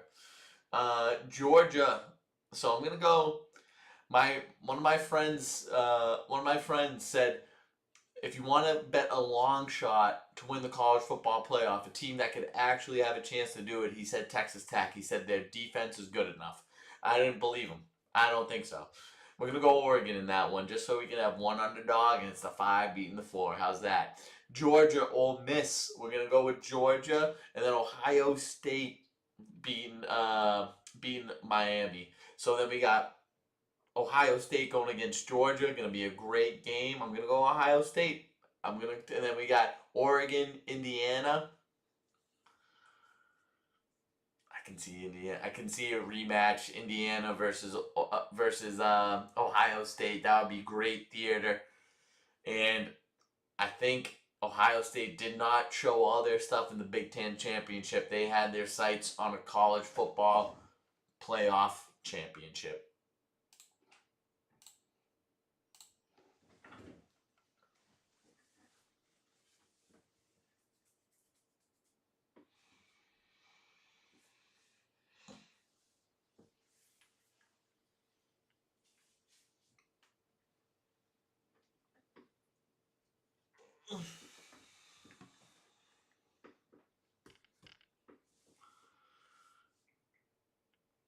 Yeah, and this is a quarterback duel. Halfway through the second quarter, 7:41 left to be exact. Bryce Underwood, where he's been all game practically in the shotgun, he's looking to throw. And he throws to the sideline right into the sun. The receiver makes a motion, kind of like it's because of the sun. It's because of the sun. It's a problem. Receivers are dropping balls on that side of the field right now. You think they would position their stadium in a way that the sun would not be as much of a factor? All right, 2nd and 10. We need it depends on who's going to actually get a stop. Who's going to get a stop? Which defense is going to step up a little bit here? I'm hoping the Longhorns can. Back in the shotgun, Bryce Underwood handed it off to 24. He's trying to bounce it outside. He's got nothing over there. Loss of 4 on the play. Let's make something happen, Texas. Let's make something happen.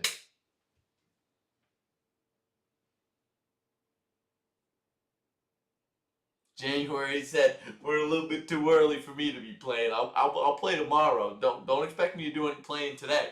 I'll play when my month comes up. I hope that guy makes it to the playoffs and is a perennial playoff player in the NFL. I meant perennial playoff player in the NFL. So in January he really steps up, and we got January and January. I can see the ESPN segment now. We're throwing it off to the left. Great amount of pressure on Bryce. They're punting it. They're punting it to Texas. Come on. Now let's keep the ball moving forward if we're Texas. We go and we move forward. Texas style.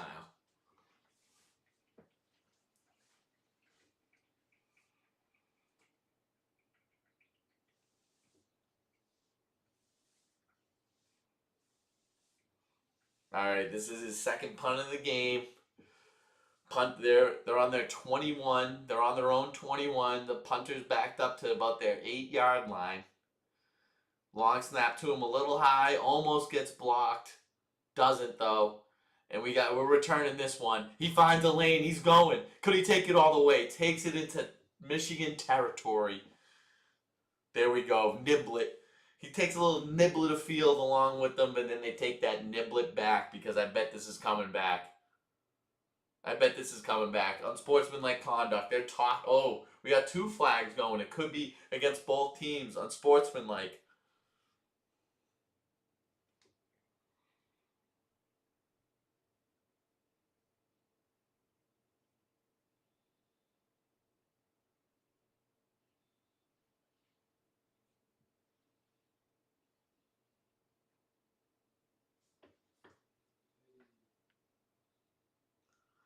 Yeah, they were talking to him like, "Hey, you need to calm down with that. You can't be doing that." Did he do an illegal blindside block on the punter too? Looks like a car crash. A lot of people injured. A lot of people hobbling after this play. Let's take a look. Oh, so it might have been on this guy right here, not even looking. Oh my god. Oh. I mean, it wasn't really the hit that got him. It seemed like his head went against the knee of his own player. And then 6 got it, ended up getting hit. Yeah, that wasn't, I don't know. It was not really a hit with the shoulder with the illegal blindside block. I mean, what's football without the blindside blocks? Those are the biggest hits. Those are the most fun. I mean, he did a push too. It wasn't with the shoulder. That's okay though. Still decent field position. Starting at their own 40, Texas is. We're faking it. Another wide receiver screen to the left, and Texas can't guard this play. That's a first down. They leave that side of the field. They leave the sideline wide open. Yeah, look at the Michigan coach Winningham for next year. He's looking on anxiously, saying, "Oh my God, I gotta take on this pile of shit." Oh, OSU that moved to 8.5 instead of 9.5. People like Miami in this. People like Miami tonight. I don't think so. I don't think so.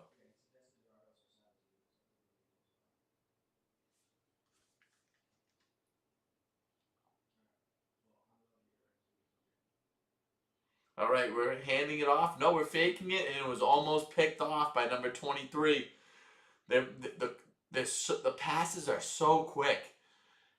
The passes that he's throwing, it's so quick. It's almost right when he gets it. The receiver making one quick move.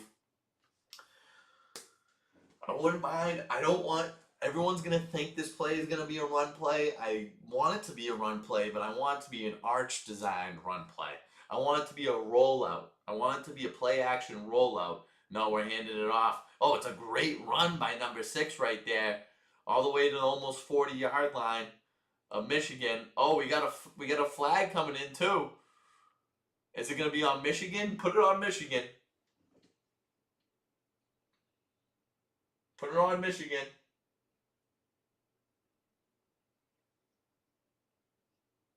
It's very arrhythmic, I agree. We don't got a natural flow to the game right now. Looking, Sark saying, let's keep it going. Let's keep it going. What do we got?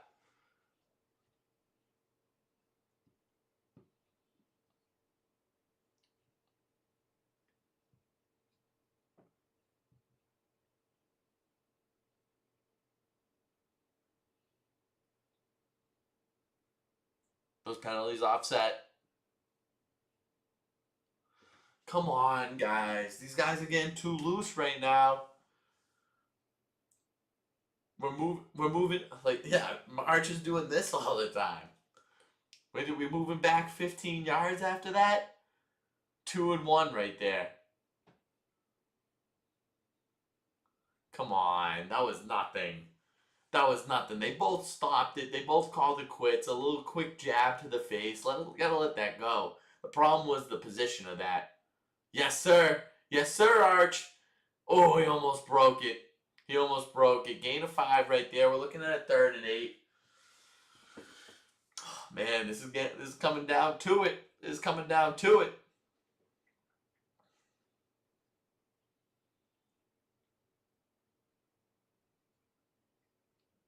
Yeah, see, they're still talking about a couple slaps. They were open handed. There wasn't that much malintent behind them. Let it go. But these guys, they're gonna be fighting all day. It's a good. I guess it's a good way of getting ahead of it. 3rd and 12, long 3rd down, right at the 50-yard line. Let's see. Oh wait, a little stutter. He's looking deep. Oh man, good defense by number 22. That holding call. A lot of calls against Texas. That holding call is really hurting.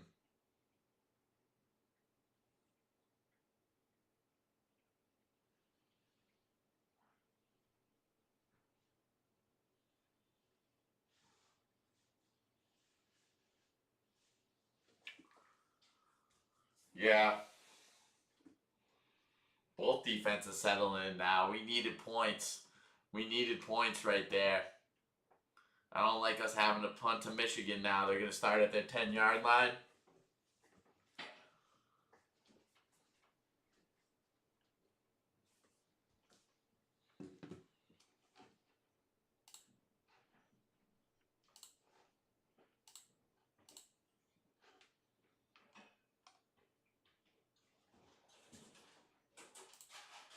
Oh, nice. No commercial right there. I was expecting to go to commercial.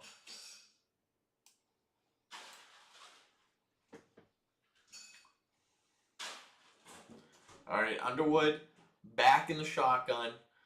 I don't know if Texas can replicate what they did last drive on defense. I mean, I don't know if we can stop them, but let's try. We're handing the ball off. Number 24 with the carry. Gain of 5 right there. Good play on first down.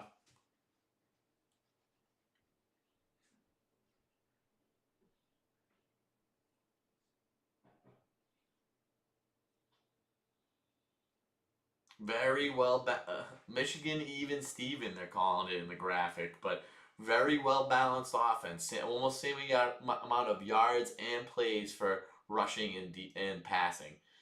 Another rush play, great tackle behind the line of scrimmage for number 1 right there. Don't watch out with that. Oh, he's hungry. He's rubbing his belly, Simmons, after that tackle. We got a little bit more than 4 minutes left in the second quarter, first half.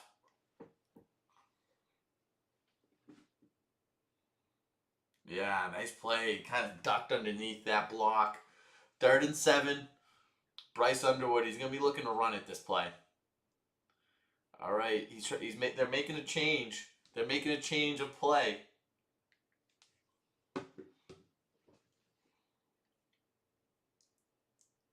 Let's get some pressure in his face. Quick throw to the outside. Not enough for a first down. That's gonna be 2 yards short, and you gotta think they punt it. You get a really quick play, maybe a little bit too quick, throwing it short of the line to gain. Great snag. Great snag. Could have easily been an incomplete pass, but I think we're going back to Texas on this right here with the potential to get some good field position. Watch out for the fake now, because this game ultimately doesn't mean anything, so it could easily be a fake. 3 minutes remaining in the second quarter.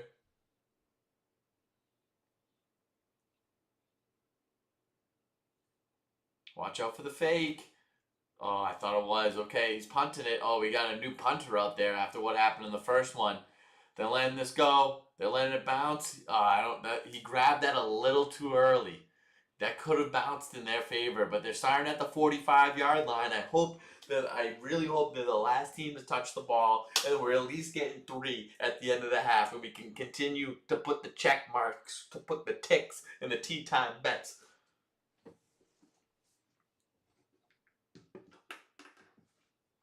You don't want to start with me. You don't want to start with me. You don't want to start with me. You don't want to start with me. Oh, we have to. There's another thing we got to talk about that I haven't been. The games of the weekend. The games of the weekend. Games of the weekend for the NFL and playoff scenarios. That looked like a good game from what I saw. Good gain on first down, on the run, on the ground. Let's go, Texas. I haven't done the horns up yet. Horns up, baby. Let's get 3 points before the end of the half, and then we do a little, and not the weird and baby oiled up way. We do a little ditty. Do a little ditty. Not the creepy way. Don't get ahead of yourselves. We do a little this. All right, we're heading to the second, the 2-minute warning, I should say. And is there a 2-minute warning in college? It looks like there is. Yes, there is. Okay. So, whether it's college, whether it's NFL, at the 2-minute warning of the first half, you know what comes up here. This is our segment of the show, Old Tony Gives It a Go, where I read a news headline to you, and it's up to us, me, in the chat, to guess what this headline could possibly mean. I just read the headline right now, and then I wait to read the rest of the story at the end of the first half, after we do our first half horse race. So the title of this is, they expected a fun white elephant, which is like a Yankee swap. What they got changed the mood fast. So the question to us that we would like to answer and predict is, what could be given as a gift in a Yankee swap in a white elephant where the mood gets changed real quickly, the tenor of the night gets changed, and first thing that comes to mind is a sex toy. A sex toy will really change things up, and especially depending on the cast of characters and the setting of which the people are in. So if it's like a family party and then someone's doing the sex toy, what's funny about that is the only person that's embarrassed opening it is the person opening it, because the person giving it, they don't know who they don't know who it was. So that's honestly kind of like a funny thing to give. And I was a part of the Yankee swap earlier this year. I wish I gave something like that just to see how many times it got swapped around. That would have been funny. What else could, like, this would be a funny one. A positive pregnancy test. So if someone in the room is positive, is pregnant, is just realizing they were pregnant. Someone opens it and everyone's looking around the room to say, "What?" That's a funny one. See, like there's some fun, like there's a lot of families where they would like to have like a really sentimental pregnancy announcement. They want to get everyone together. There's other families that are a little wacky and like to do things a little bit differently. That would be a fun way to announce a pregnancy. That's kind of, I like that idea. So if you got any guesses as to what this white elephant could have been exchanged that changed the mood of the night, you let me know.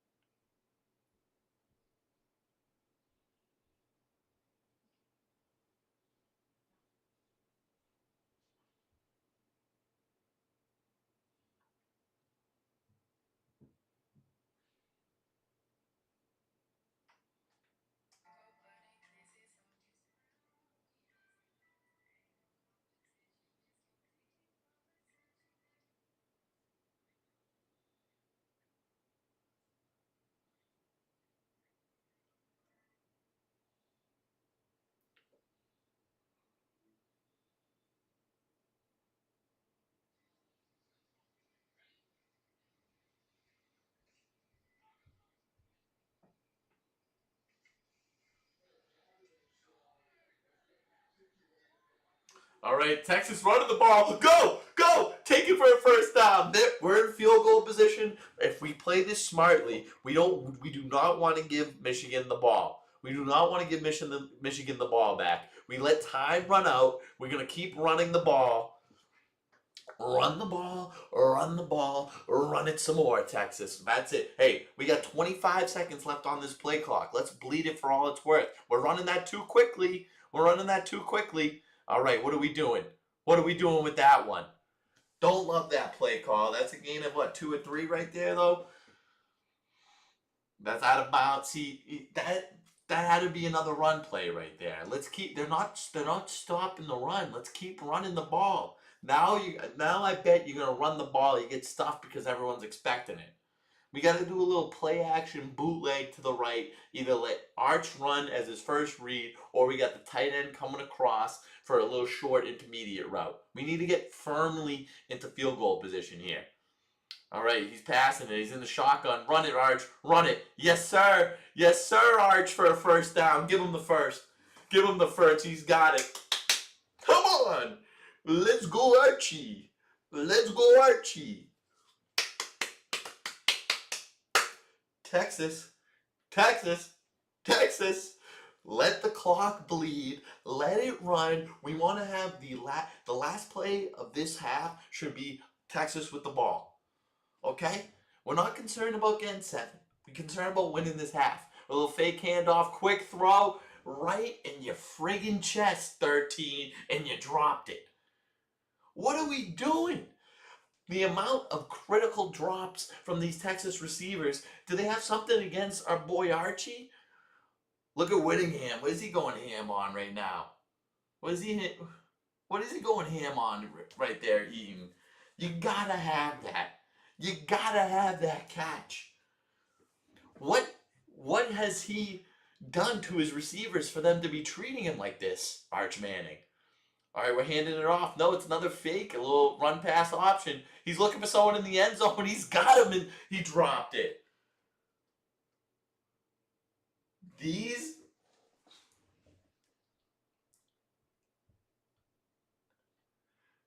Texas receivers, what is going on? He's commanding the offense, rolling out to the right. He's got Wingo, his number one target. Big hit, though. Big hit. I got to give it up right there. He had it in his hands, and 7 took it out. But you got to know, right when you catch it, you got to be protecting it right away. He kept it, boom. You got to go, boom.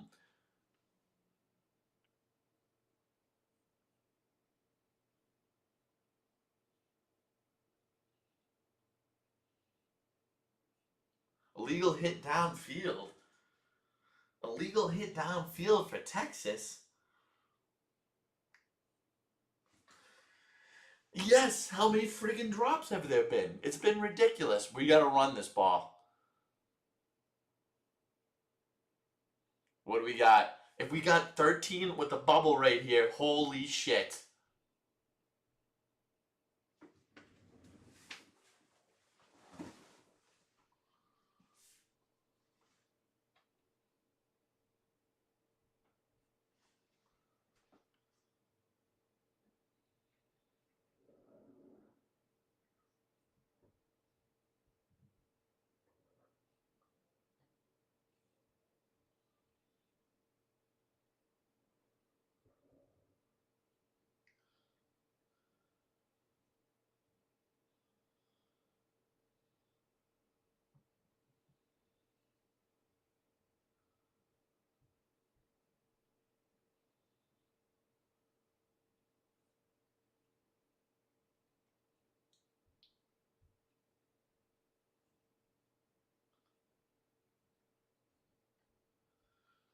What the fuck was that center doing? How the hell does that happen? We're well in the field goal. This went from a surefire touchdown that his receiver dropped to a penalty, and then a botched snap that goes back 22 yards. We're not even getting a field goal out of it.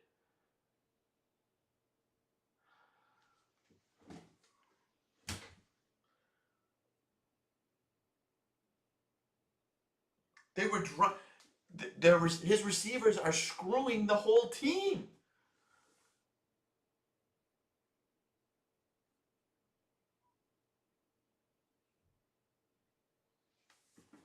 Fuck this team.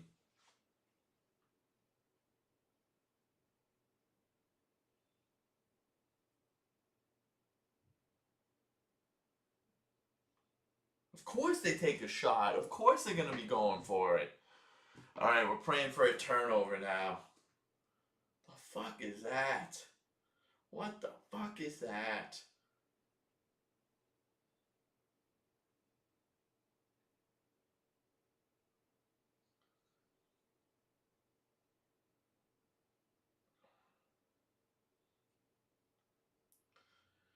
All right, from the 20-yard line, let's get a turnover.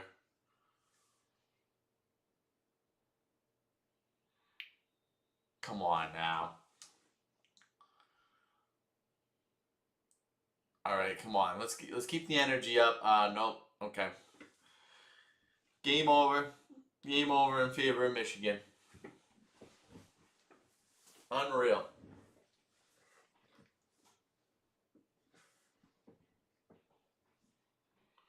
All right, first they got a first down run right there, and then they throw in a first down. That's another big catch. First down. They're gonna be going for it. They got 2 timeouts left.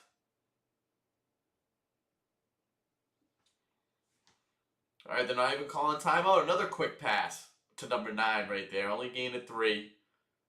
Yes, okay. They're gonna call timeout. Call timeout, maybe.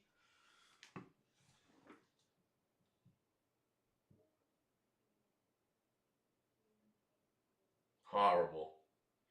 How the fuck does that happen, man?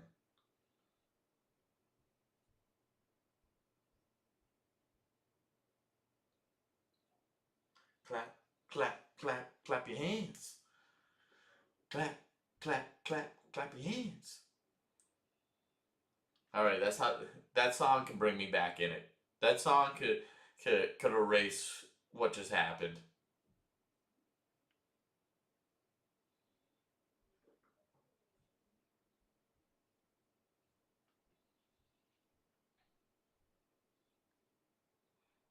Let's get a turnover.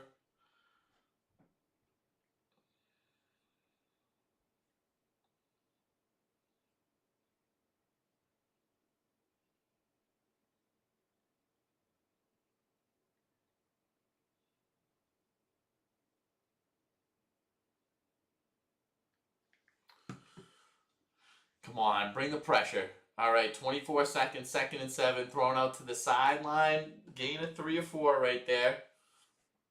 Out of bounds, 20 seconds left. Michigan with 1 timeout left. I mean, their kicker can boot it. We saw it earlier in the game. He's got a boot on him.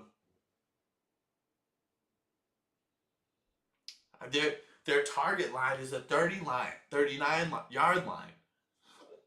Their kicker can really boot it.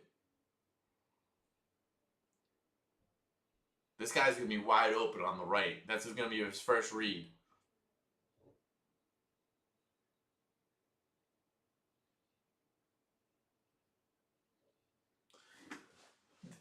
Unbelievable. They have imploded in this last minute. It's due to their receivers. Their receivers are where they started. If their receivers weren't dropping the ball, there'd be no need for all these timeouts. We would already had 7, or already been 24-17.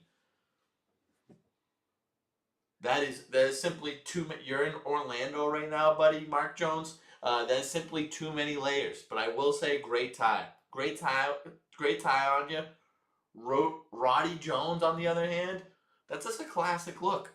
I really like that. I really like the tie. The more that I'm seeing it, I like what he's got on.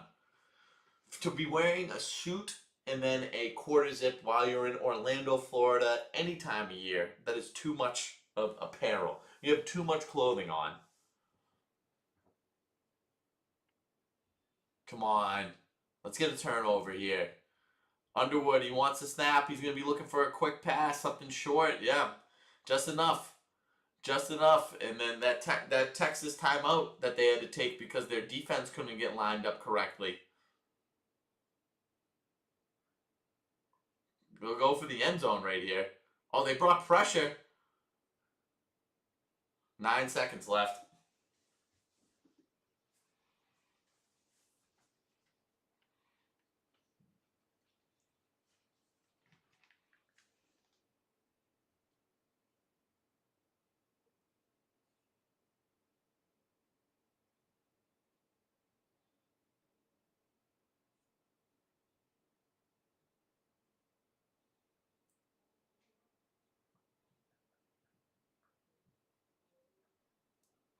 All right, Underwood just handing the ball off right there. Great gain. Gain of about 9 yards. This is an easy field goal for them now. The amount this game had changed because of how Texas imploded in the red zone. That was the game right there. That was the game. He's still throwing the horns up, baby. Sarkisian still throwing the horns up. All right, we got like a 30-yard kick right here. 35 yards. And this guy's got a boot on him. He kicked a 53-yarder earlier. This is easy. Oh, it's 45. Okay, this isn't as short as I thought. Let's get a block. We're icing him. Sark is pissed.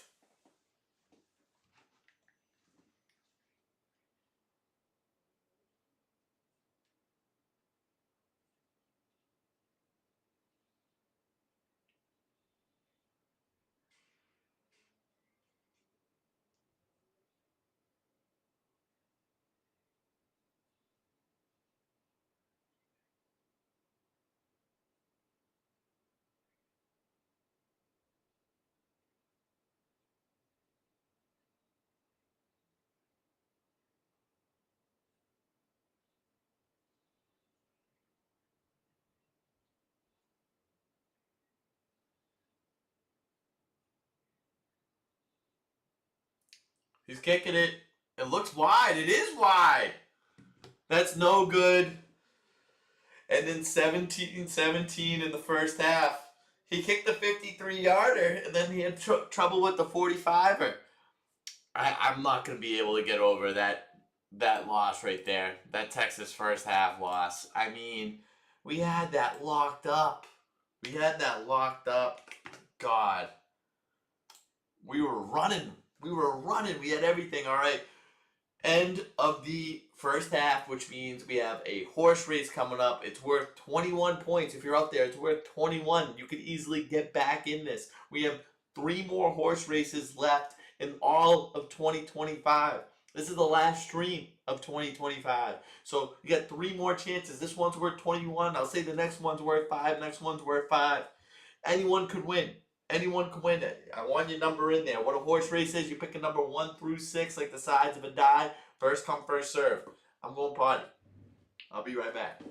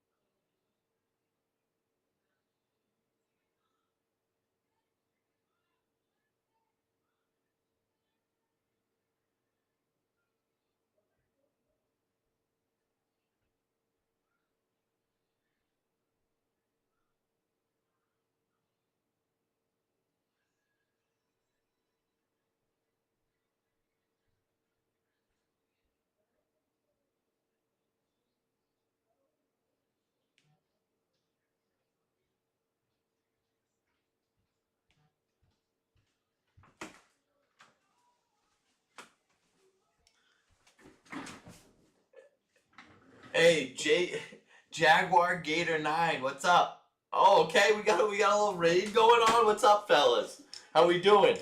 Oh, my bad. My bad. I missed it. Let's. But if you're in here, if you're in here, if you're still in here from the raid, let's go with this. Horse race. You pick a number 1 through 6 on the sides of the die. First come, first serve. And then I roll it. Your horse moves up 1 with each roll until you get to the finish line. And then what you could win, it's a horse race giveaway every month. This one's worth 21 points. And then you can win a toy for a tot. Basically, we're giving away this month because it's the season of giving.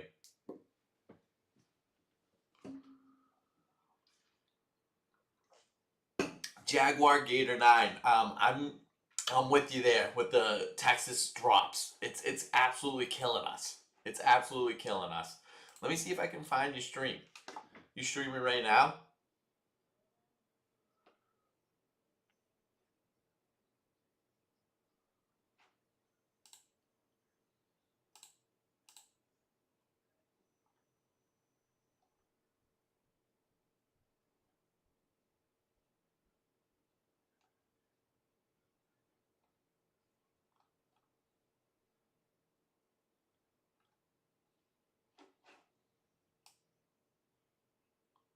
Let's see what we got going. I'm gonna try to find you, buddy.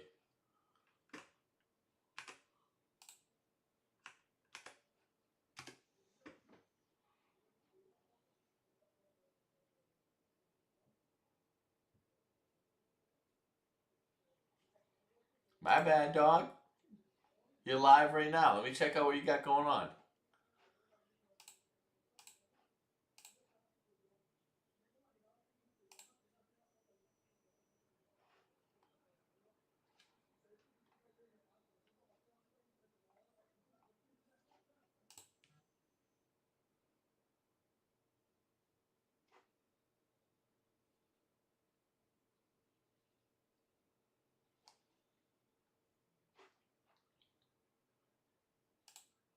Well, RF knows. Pick a number. Pick a number between 1 and 6. We'll get the horse race going. You'll be a part of your first horse race. You're gonna love it. You're gonna love it. 1 through 6. We got Kentucky in the house. Come on, buddy. Get yourself a horse race, and then if you got anyone else from the Jaguar Gator 9 raid, bring them in as well. We need to do a horse race, okay?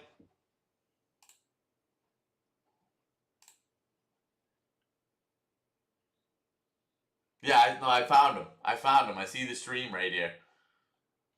Got a lot of people on there too, man.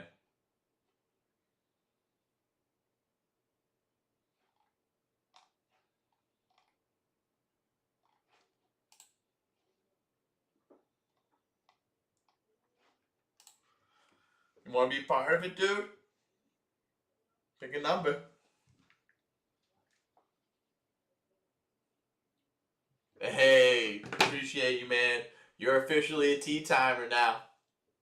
Officially a tea timer.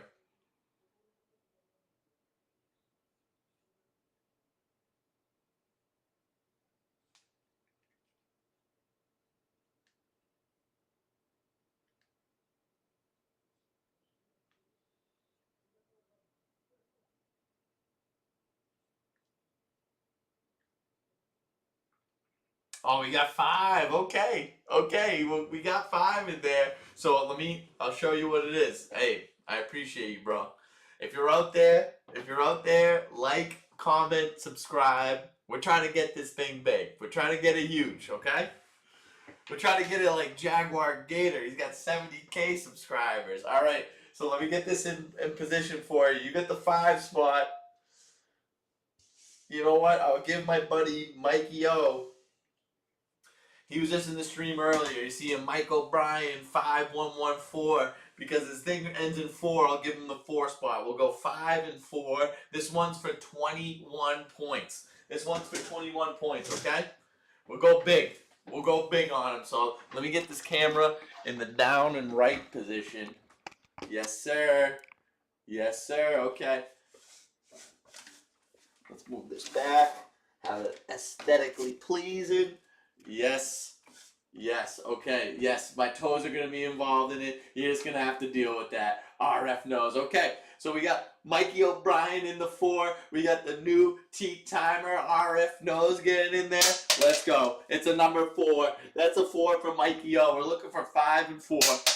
And there's 3 and 4 starting off our race. And there's another 3 right there. 3 moving up, 3 moving on. Oh, it's off the board. That don't count. It was a 5-2 RF. It was a 5, and there's 1. 1, 3, 4 out of the gates. We're still looking for 2, 5, and 6, and then 3. It's usually happening like this, RF knows, where we got 1 horse that just breaks away from the rest. Another 3. Look at this. It's looking all 3 right now. And there's a 6. 6 is always a trusty horse when it comes to a horse race. And there's another 4 for Mikey O. Mikey O'Brien coming up strong. And there's a 3. 3 is just pulling itself from the pack. Where's 5? Where's 5? This guy deserves it. Another 4. Okay. We need a 5. I want him to get a 5. And there's a 6. See, 6. You'll learn what the hot horses are. You can never go wrong with the 6 on the show. And there's another 6. 6 moving up. 6 moving in the right position. Tied for the 2 spot. And there's 1. 1 moving on as well. 2 and 5 still in the stable. Still haven't moved. And then another 1. 1, 4, and 6 tied for 2. And then 6 again. Look, 6 is always RF. You're going to learn this. 6, you almost always want to pick 6. And there's a 2. 2 finally gets out of the block. This guy's getting screwed for his first horse race. Oh, it's off the block. It's off the board. Come on. It's a 2 again. 2's moving on now. Where's 5? Where's 5? There's 5. Finally. Okay, can that kickstart his race? Can it get it moving? And there's another 5. Okay, that's 2 in a row for 5. Don't give up on him yet. Don't give up on him. There's 3 in a row for 5. Just when you thought he was out, here's the comeback story. Another 5. That's 4 in a row for 5. He's in second place. Oh, it's off the board. It's off the board. It's 3. Oh, geez. We iced 3 for a little while, but you know 3 was bound to show up again.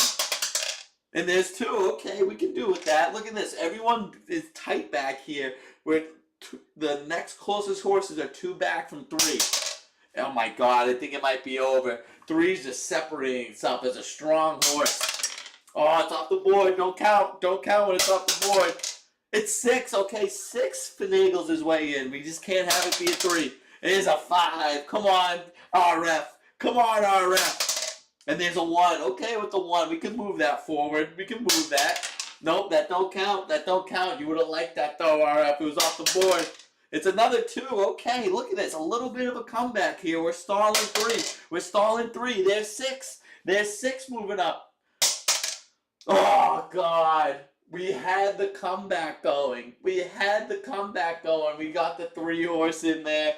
That's a win for 3. That's nothing right there. That's nothing. RF. All right, so let me explain it to you. Let me explain it to you. That's a no win right there. That's a no contest. RF. So if you watch these type of streams where someone's commentating on a game, I do this for at least 3 days of the week. It's been mostly NFL. I wanted to get in on the college ball. I hope you enjoyed it. If you want to come back at the end of the 3rd quarter, we're going to do another horse race. At the end of the 4th quarter, we do another horse race. At the end of every quarter, we do a horse race. So I hope you come back. Maybe you'll stick around to watch some of the game with me as well. But hey, you are officially a tea timer now, my friend. I salute to you. All the way from Kentucky, representing. All right, we got to get on with our segment here. So this is the segment Old Tony Gives It a Go, where I read the headline, a news headline, at the 2-minute warning of the first half, and then we come back to the hold on, and then we come back to that news story, and we read what it's actually about after we take our guesses. So let me pull up this news story right here. The news headline, it was, "They expected a fun white elephant.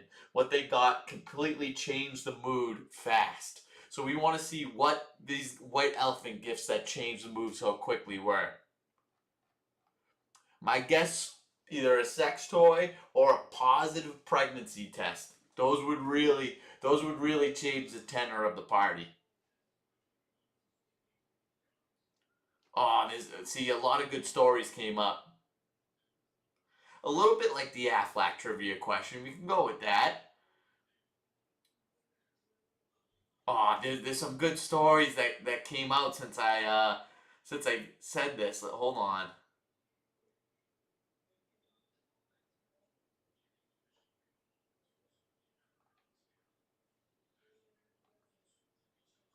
All right, so I'm gonna have to look this up here because I couldn't find it on Yahoo. So they expected a fun white elephant. Here we go. All right, they expected a fun white elephant. What they opened changed the mood fast. They donated the haul the next morning, but the internet still had plenty to say. A holiday white elephant exchange is supposed to be a little ridiculous and mildly competitive in the "I will absolutely steal that candle warmer" kind of way. But one person walked into a $25 gift swap expecting the usual mix of fun and useful and walked out very disappointed. According to a now viral post, the gathering wasn't an office party or a group of strangers phoning it in. It was friends and family at a small holiday get-together. Most people seemed to understand the assignment. The gifts in the mix included things like a mini igloo cooler with soda inside, a mini smoothie blender, bottles of alcohol, a candle warmer with a candle, and party games. Then it was their turn to pick. They went for a big, heavy box and tore into the wrapping paper, only to find a taped-up box filled with canned green beans. Not a funny novelty item, not a ha-ha one as a gag. 25. I think this is hilarious. You opened up a box to 25 cans of green beans? I would have been laughing my ass off. This person's got a stick up their ass. They're no fun. They're no fun to be around. And that's where the vibe shifted to from holiday fun to "but why?" I mean, were you causing a stir up? Were you complaining about this? It depends. Like, if you open this up and you're like, green beans? Well, it depends on a few things. You could have laughed it off and continued to have fun with it. But, and also, your friends could have been laughing as well, but it seems like everyone was taking this a little too seriously. Eat the green beans. Yeah, don't let them go to waste. The poster admitted they spent a little over the $25 limit on the gift they brought, which made the green bean reveal feel extra brutal. And it wasn't even that the cans were useless. It was watching everyone else open legitimately fun stuff while they got the lone gotcha gift nobody wanted to steal. I mean, that's fun. That's fun. That's like I like what this person did. I'll tell you about my white elephant Yankee swap this year. So I was a part of one of these. It was my first time being a part of it, and it was a $40 limit. And I'm thinking to myself, like, no, there's nothing really that you can get that's fun for $40. So I went with the practical route. And I went with something that I was given for Christmas a year before, and it was ceramic pans. What people might not realize about ceramic pans is there's no PFAs in it. If you get Teflon, the chemicals on the Teflon pan cook into your food. So you don't want those. The ceramic pans are a lot better for you. So I'm talking from a strictly practical standpoint. And I thought it was a good gift. Meanwhile, people are opening up gifts while my gift is sitting alone or sitting on the side, still under the tree. And I'm thinking to myself, wow, these gifts are fun. There was like lights that go on the back of your TV that glow up a certain way. There was a projector that projected the stars up on your ceiling. I'll tell you this at the end. There were all fun gifts being exchanged. There was steak tips. There was food. And I'm going to my friend because he knew what I got. And I'm saying, my gift is not fun at all. It's not fun. And then one of my friends opened it, who I know doesn't touch a pan. He doesn't do any cooking at his house, I don't think. He opens it up and he goes, like everyone's going, oh, when all the other gifts are being opened, my gift gets open and it's like, oh. Like there was no excitement behind it. And I'm just laughing to myself.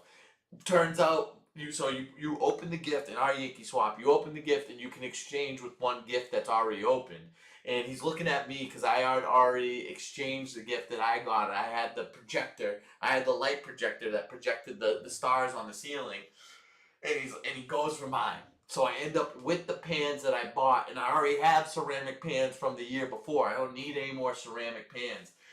So me and this girl both had something that we didn't want, and she could at least find some utility in the pans that I got. So we switched, and I ended up with this Power Ranger. Shout out my buddy Ryan for the Power Ranger. Now it's a good little decoration in Tea Time Studios. Alright, let's check out this game quick. Alright, we still got time, so let's continue reading the White Elephant story. If you've ever sat there smiling through disappointment while everyone else is trading up, you already know the exact flavor of this pain. The comment section had two major camps. As the post took off, thousands of people weighed in, and the replies basically split in two schools of thought. Camp 1, White Elephant is a gamble, lower your expectations. I'm in that one. One commenter summed up the emotional survival strategy pretty cleanly. I go into those expecting absolutely nothing, so I'm never disappointed. As you should. It's a $25 exchange. You can't be getting anything that's that groundbreaking. Several people pointed out that choosing the biggest, heaviest box is a classic rookie mistake. Sometimes it's heavy on purpose for exactly this reason. Oh, that's great. RF knows. Good on you, buddy, for knowing that. That's perfect. That's perfect. Oh wait, I gotta shout out our sponsor, Momentix. This is an app my friend developed where you can hold on. So it's like It's a social app where you go on this app and you put on that you're interested in going to this concert or this game. You put on there that you are going to this game, to this concert, and all your friends on the app can see everything that you're going to, everything that you're interested in going to, and then you can converse with your friends and say, "Hey, you're going to that concert? You're going to the Justin Timberlake concert too? I saw it on Momentix." That's the point of this app. But another feature that they added is you can vote on games every day. Every day you have one vote, and you can vote for a game that you want to be a part of, that you can win tickets to, and then it's a random raffle. If you win that random raffle, then you will win 2 tickets to that game. Right now, it's the Celtics at Denver Nuggets game. So download Momentix. It's MEMENTIX. Shout out our sponsors.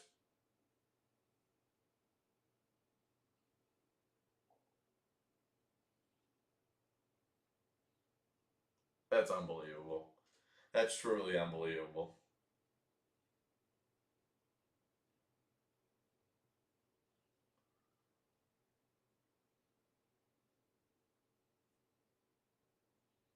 All right, moving on. So rookie mistake picking the biggest box. That's clearly a decoy. It's a decoy picking the biggest box. Another also stated, I find it mildly infuriating when people go a little over budget on a white elephant or a Secret Santa gift exchange. The budget is there for a reason. If you haven't watched the Office Christmas Party episode, please do. You're Michael Scott. And that's the only reason I knew anything about a Yankee swap is because of that one episode. Where, I mean, the difference was insane. He got like a bike or an iPod, and it was supposed to be $20. Camp number 2. The gift is objectively unhinged and kind of mean. What's 55 plus 12? 67. Jesus is Lord. 6, 7. Or are you testing my math? Okay, buddy. Others argue that if your group normally does cool, practical gifts, dropping in a punishment present is a quick way to make the whole exchange feel personal, even if the giver didn't mean it that way. And then there were folks who didn't defend the beans, but did defend the chaos. People immediately started pitching revenge recipes and petty traditions. Once the internet realized that this was 25 cans, not one, the suggestions got creative. One person declared the real missed opportunity was turning it into a full circle moment, missing an amazing once-in-a-lifetime opportunity to gift a massive green bean casserole next year. See, that is a great. See, people, when you're thinking good on your mind, you're gonna have good thoughts. Like to come back with that next year, that would have been funny. That would have been funny. Even funny if the person who gave you the green beans got the gift of the green bean casserole. All right, we're starting back up with the game again. Someone's hurt. All right, we're going already back to a break.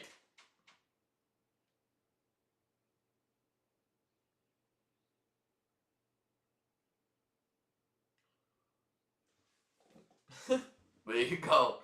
There you go, RF knows. Is that what you wanted?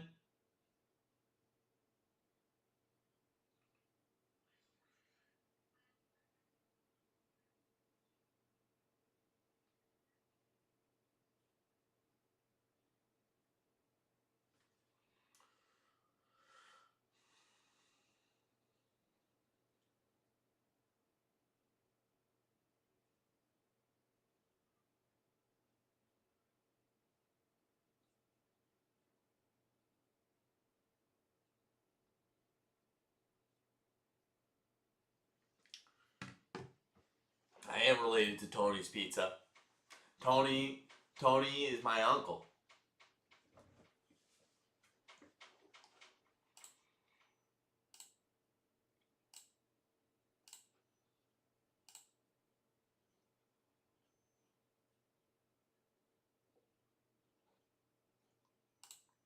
All right, let's continue reading the story while we're on a little bit of a break. Another person took it further, recommending the gift should grow, adding fried onions and cream of mushroom soup until it becomes an unstoppable casserole kit. And because it's the internet, the pretty cool options arrived right on schedule. One suggestion, Leave cans of green beans in random places throughout the office. Even though the post clarified it wasn't an office party, people could not resist the visual. The plot twist: the beans did not go to waste. The original poster added a surprisingly wholesome update. They donated the green beans to a local homeless shelter the next morning. The shelter was very grateful for them. Alright. This deserves to be said. Not saying that donating food is a problem, but this person who's posting this is a complete asshole because they got the green beans in the Yankee swap and they're complaining about it. They're not having any fun with it. They don't see the humor in it. And then on top of it, the poster went back on their post to say, hey guys, I did something really good with it. Instead of having it go to waste, I donated it. You didn't have to tell everyone. Just donate the 25 cans of green beans on your own. And you're not doing that good because it was free. How about donate something that your own dollars went to? And then on top of it, on top of, you said the shelter was grateful for them. They're grateful for everything. Oh, I hate this person. Most of the people that post this, I hate. All right, Cheez-It Citrus Bowl coming back 1717 Texas.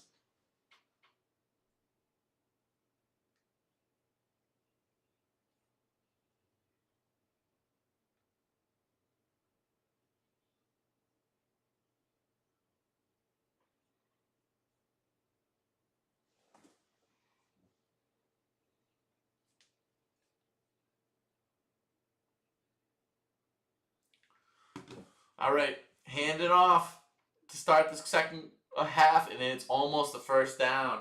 They got great field position, too. They're already into Texas territory. Kuzal. How do you pronounce that? The number 24 running back's name. Kuzal. Guys, I gotta tell you something. I'm getting hungry.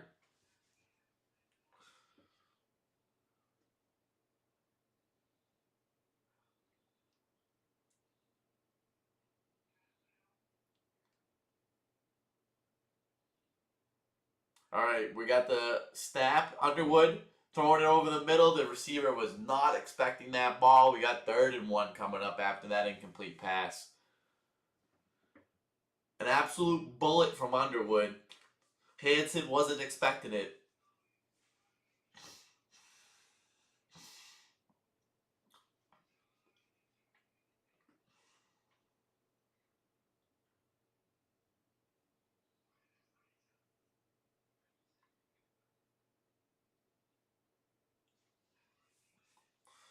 All right, we're handing it off. Kuzdal, he gets stopped. Oh, that's a great stop. Great tackle on 4th and half a yard.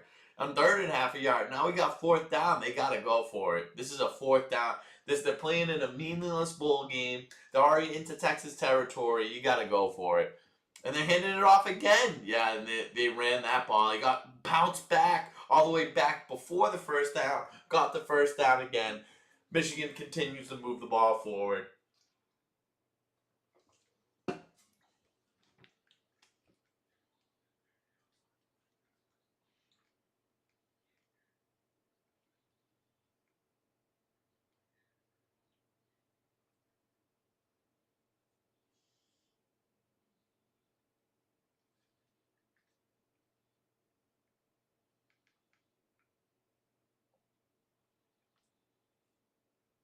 All right, we got 0 with the end around. Does he have anything over there? He gets about 3 yards on the play.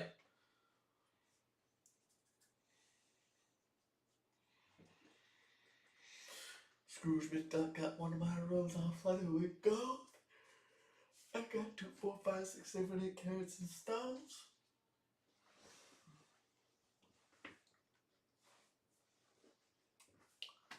Browns, Bengals. Sorry, I'm just reading off the ticker on ABC.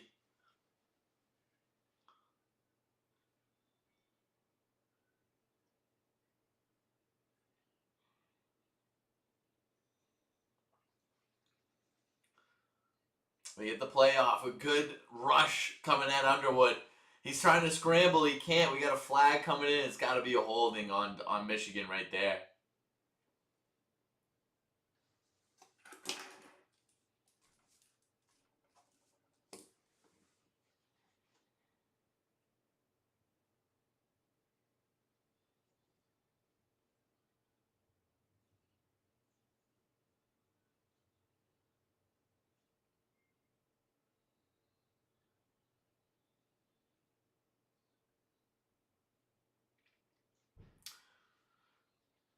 Yeah, that was holding on Michigan. Who does actually fireworks on New Year's Eve makes a little bit more sense. But the reason I'm mad is because there's random fireworks going off near my neighborhood on random days that don't make sense, and it's startling. All right, we're handing it off. New running back number 25. Great gain on second down right there. About a 3rd and 5, 3rd and 6 situation coming up now. 12 minutes left in the third quarter.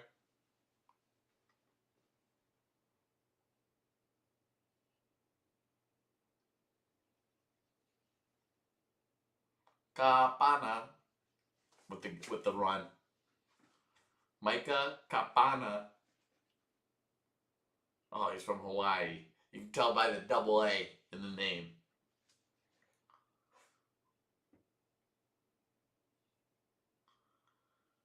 Oh, he's not learning anything from that blitzing linebacker. Yeah, they went right through that. Oh, throw, but that's short of the first down. That's short of the line to gain.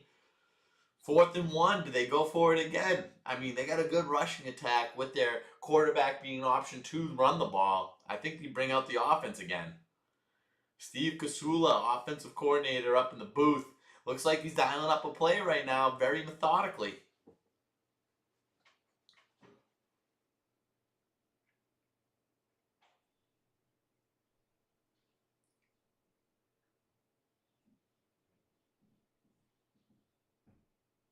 Alrighty, they're handing it off to Cosdell. First down. First down on 4th down. The run game, I mean, it's hard for Texas to stop. Oh, there was a little fumble after that, but yeah, I think the play was already over. For 365 days? Are you cursing me with hearing fireworks? Are you hearing this in the background? Can you hear this?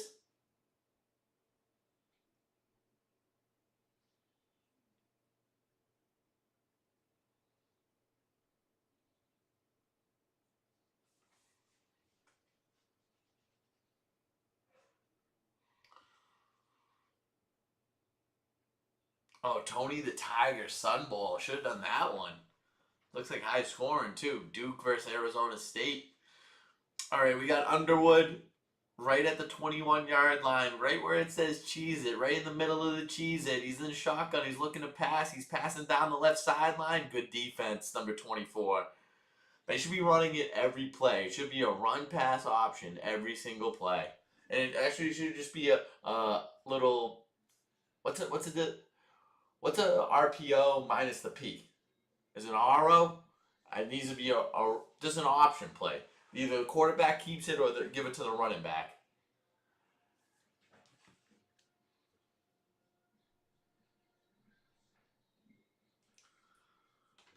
How's that game, RF?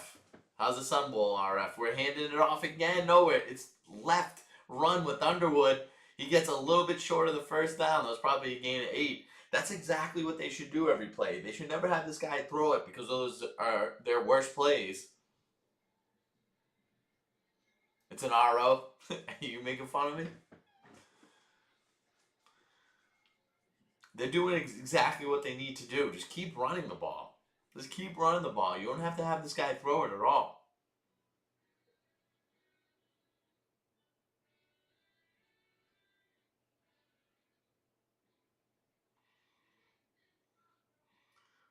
Okay, they're fake the handoff, rolling out Underwood. He's got someone in the end zone. Yeah, it's dropped. Went right through the receiver's hands. Could have had it. 4th and 2 now. Like I said, why are they ever passing it? All their good plays are runs. I like the cut of your jib. I like the cut of your jib, RF knows. Tony the Tiger Bowl, because it's great. Now they're not going for this. They were going for 4th down all the way up the field. Now that you add 1 yard, instead of it being 4th and 1, 4th and 2 now, and you don't go for it. Let's see what he's got. Can he make up for that missed kick? That's right down the pipe. 2017 Michigan. Yes, I will make the update. This is not a field goal game. Field goals ain't going to win this. Field goals ain't going to win this.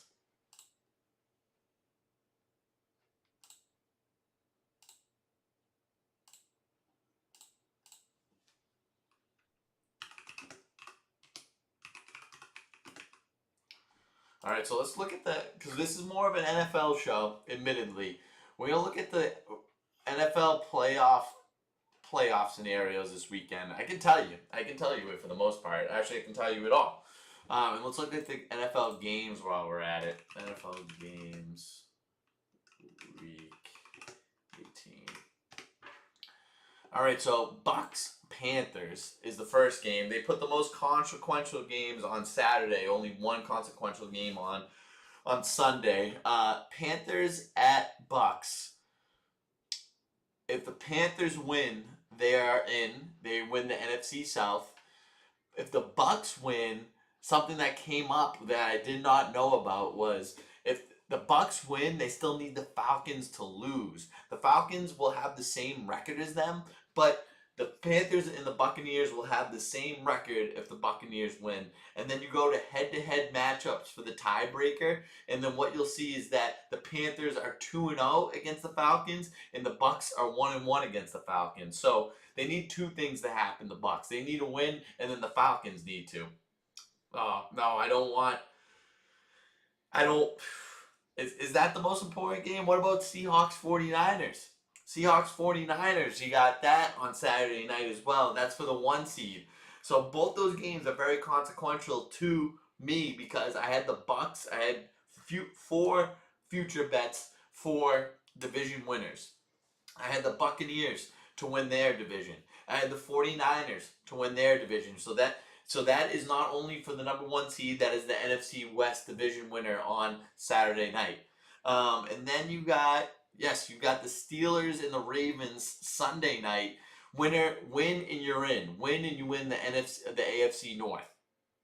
Yes, win and you win the AFC North. And then I need to see because there's okay. Here we go. All right, we still got time too. So here's how the seeding is gonna go. If Denver wins, they are in they're gonna get the number 1 seed. Which I'm not even gonna give you all the scenarios because they're going to win. Chargers are resting all their starters. Denver's going to win that game. Patriots are gonna be the number 2 seed because they're playing against the Dolphins. That's how it's gonna be. The Jaguars, they are playing against the Tennessee Titans. If they win the AFC South, and they're going to be the 3 seed. So it's going to be 1.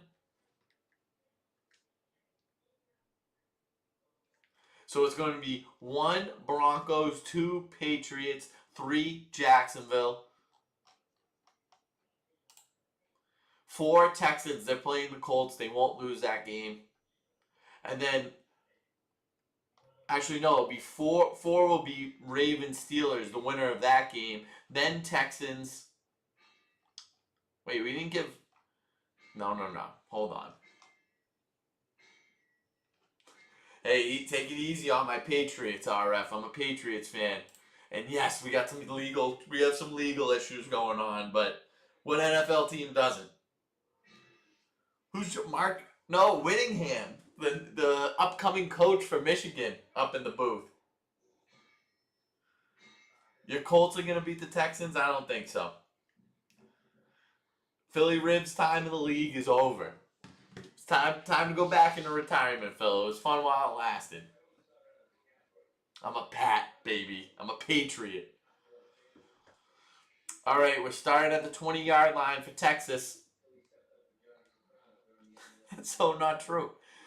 All right, we're going for a first down. Oh, okay. Be okay, Wingo. We're going to need you out there.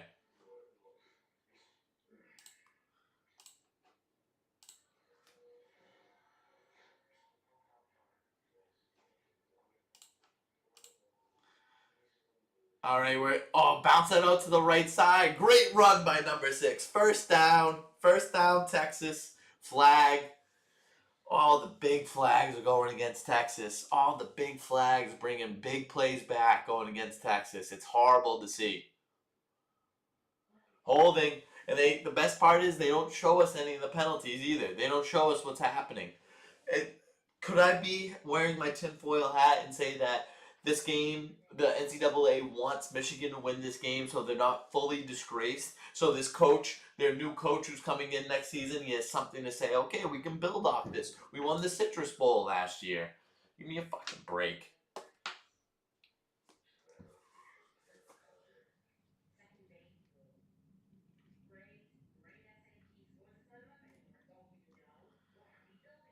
All right, we got to run this ball again. All right, no, we're passing it. He's got time. He's got someone over the middle, number 86. Goes for a couple extra yards. What we got? 3rd and 8 coming up? Whittingham. 5-year deal to coach Michigan coming from Utah. 177 and 68 record in his 21 seasons from Utah. He was the tie for the longest tenured coach in FBS. All right, 3rd and 6. Let's get a first down. We honestly can't afford. This is ridiculous. This is ridiculous. Go for a first. There you go, Manning. This is the Manning that we're talking about right here. That I don't know how we lost to the Giants. It was a disgrace. It was pitiful. But Brady has 7 championships. You can't deny that. His best years on the Patriots, his best years was when we had that 16-0 team and he threw for 50 touchdown passes. Don't tell me this is coming back.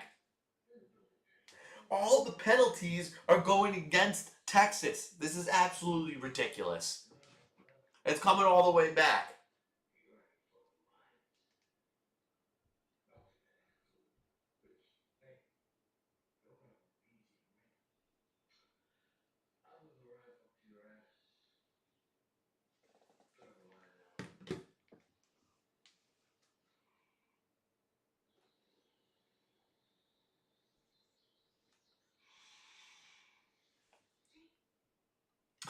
Oh yeah, you're a Colt. If you're a Colts fan, I know why you're mad about the Patriots. Because of Deflategate when we beat you guys by 3 touchdowns and you guys hung up AFC Championship finalists as a banner in your stadium. You guys are losers. You guys are losers.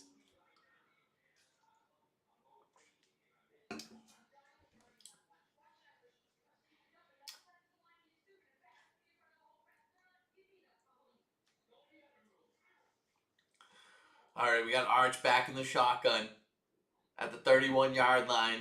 We negated that negative penalty, basically. He's looking for a receiver. He's throwing deep. He's throwing way deep. Can we get a flag? Any sort of flag right there? Nope.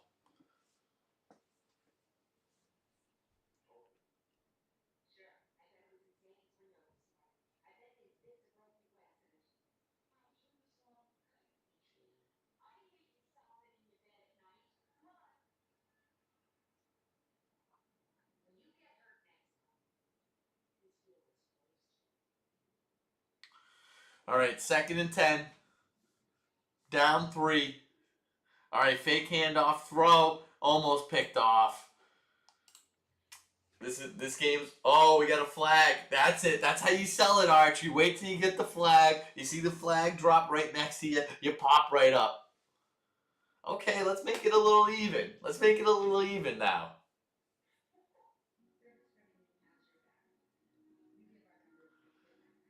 Yeah, he got really tossed down, but that's not a flag in my eyes.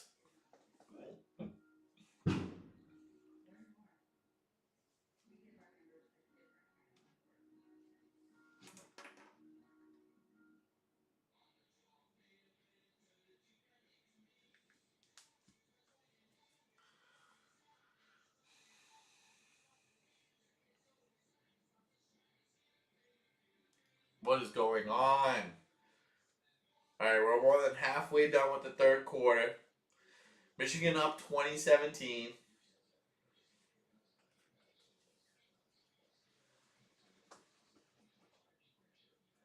Oh, Sarkisian getting pissed off on the sidelines. No, my buddy gave me this Texas hat because it's got a T for the show. I'm from Massachusetts. Alright, we're a little bit short on line to gain right there. I don't care about you typing. I ain't your teacher. All right, 2nd down and 9. We got a good little drive going for Texas. Let's keep the ball moving. I say we run the ball here. Yes, we do. We hand it off to number 6. Yes, sir, with a 1st down and then some. Let's keep the drive moving. This got to end with a touchdown. This has got to end with 6.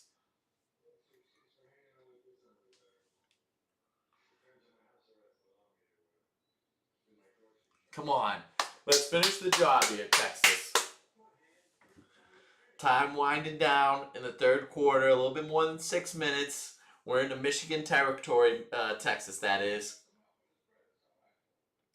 We're running the ball again. No, it's a fake. It's a play action. He's looking deep. Ton of time. He's throwing in the end zone. Does he got him? Is it a penalty? Yes, it is. Yes, it is. That's a terrible call.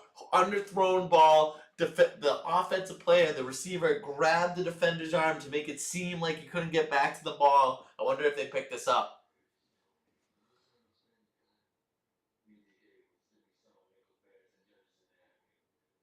Yes, sir. Yeah, I got the Boston accent.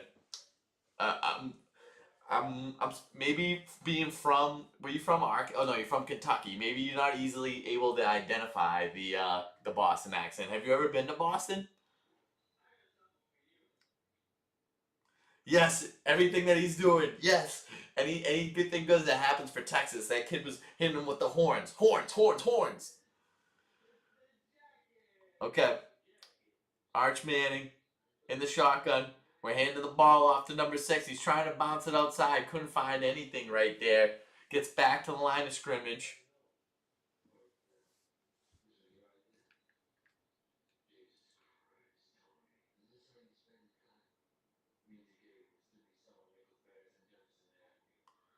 Yeah, I don't think much of that. Arch finds a hole. He wants a 1st down. He wants more. He wants a touchdown. Arch with the touchdown all the way to the end zone with a little swagger in his step.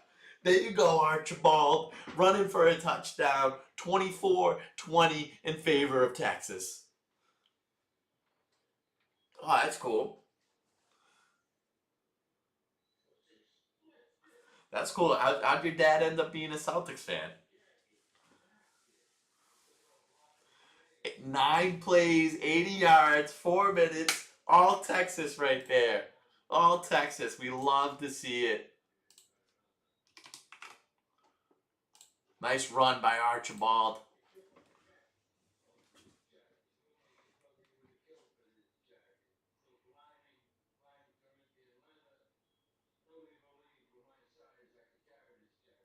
How easy is a extra point in college? That used to be the NFL extra point. They had to move it back. That was a big rough in the passer call. And we'll take it. 24-20. Oh yeah. He's got touchdown written all over it. Look at Arch. I love this angle. Takes the cut up. Number 7 stood no chance, and he's hard to bring down too. And he hits him. He hits him with a little bit of this going in. He hits him with a little bit of this going past the end zone. A little swagger in his step.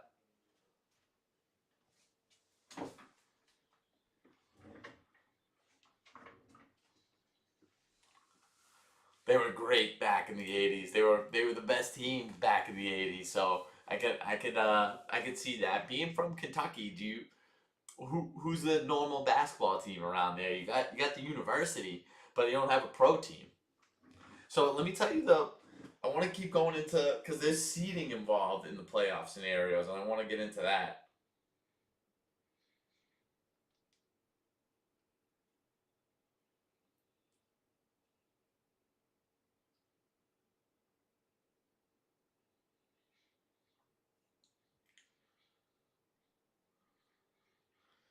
All right, here we go.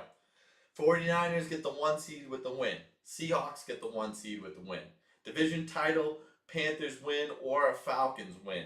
Buccaneers need the division title with a win, and the Falcons loss. Bears get the 2 seed with the win or an Eagles loss.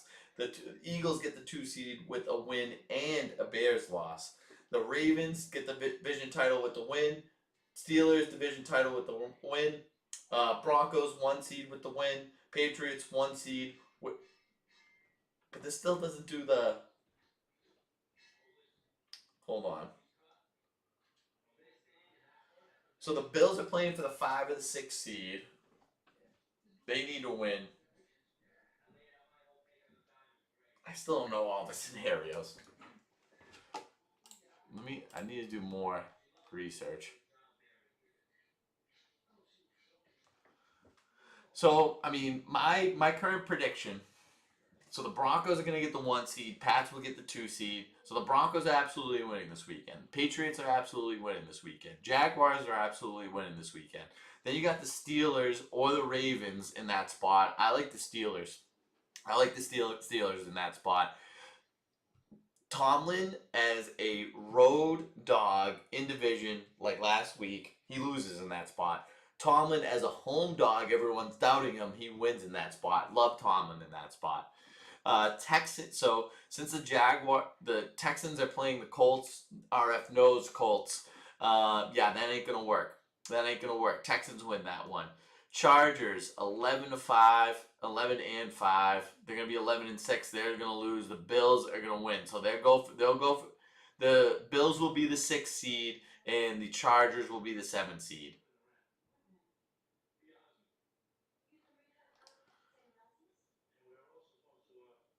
Packers are going to be the 7th seed no matter how that game finishes. Rams are going to be the 6th seed no matter how that game finishes. It's either 49ers or Seahawks. They'll switch between the 1 and the 5 seed. Either Bears or Eagles for the 2 or the 3 seed. And then it's Panthers or Buccaneers for that 4 seed. Oh, God. Big return.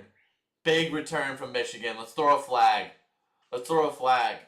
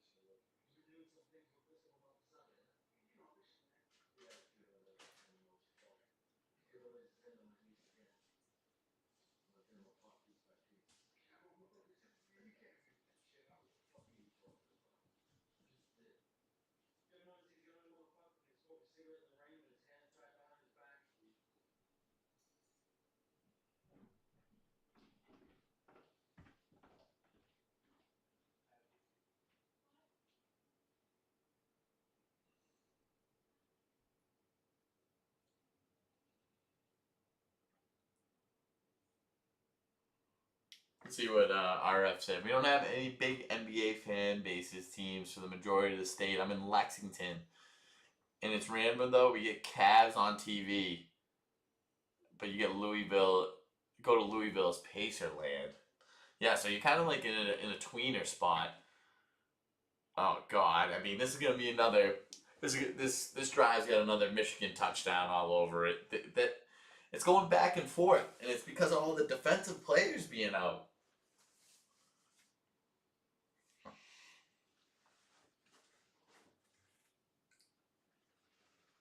Ugh. All right, he's handing the ball off now, looking to the left. He's got a bunch of time. He decides to pass it for some reason. He gets his player lit up. How's he not want to run?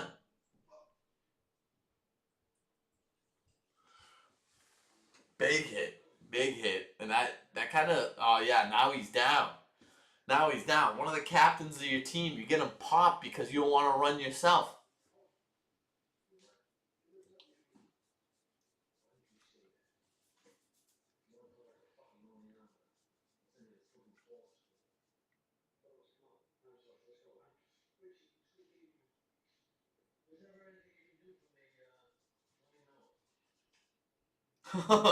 Yeah, they just said you could hear some of the chatter in the background on the Texas sideline, and then right after he said that, you hear on the sideline, "I'll fuck you up." I like a little hot mic. Boom!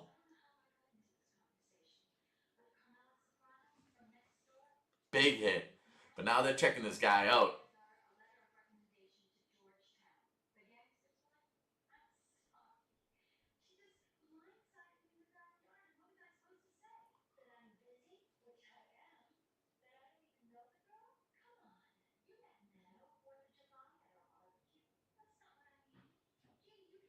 Matt Austin.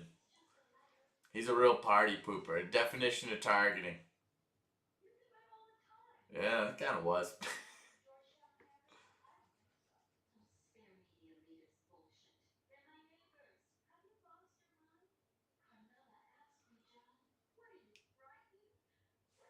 Oh, talking about Riley's. This ain't the Riley Frazier that I know. It's Riley Dempsey. Demps, it's fucked up what they did to you, bro. It's fucked up what they did to you. Is this the first time tuning into the program? This is what I remember when Tea Time was coming into fruition, we had a little business meeting. But you said, I gotta go coach. I gotta go pursue my dreams. And I get it, man. I get it. You got shit to do. You got dreams to pursue, and this wasn't one of them. But you said, I'm gonna get behind a nice whistle. God, with these penalty calls, they're killing us.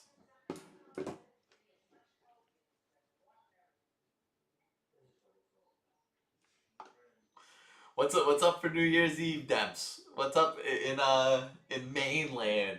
What are you doing for New Year's?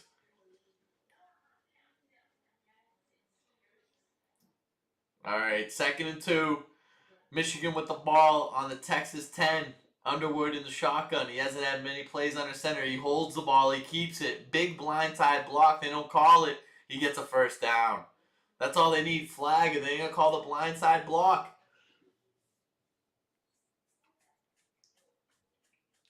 I mean, that's what you said. You said I'm a young Dan Hurley. Everyone had to get their start somewhere. What would you say your coaching style is? Yeah, there's a blindside block. Even though I think that's a great part of football, football doesn't think that's a great part of football. Bring them back. Bring them back.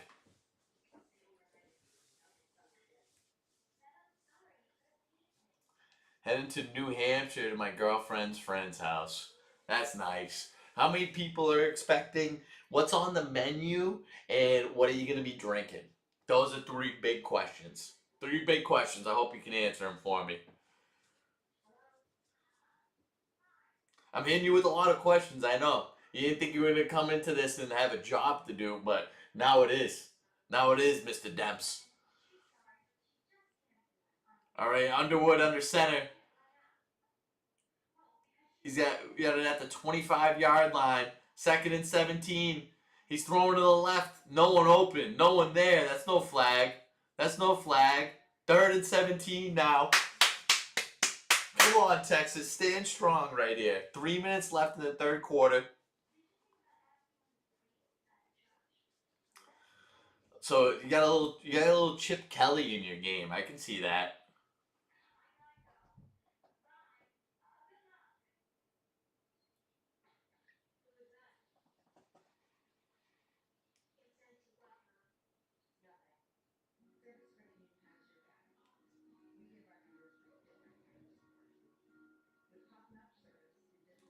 Sun Cruisers. That's how you like to play the game, huh?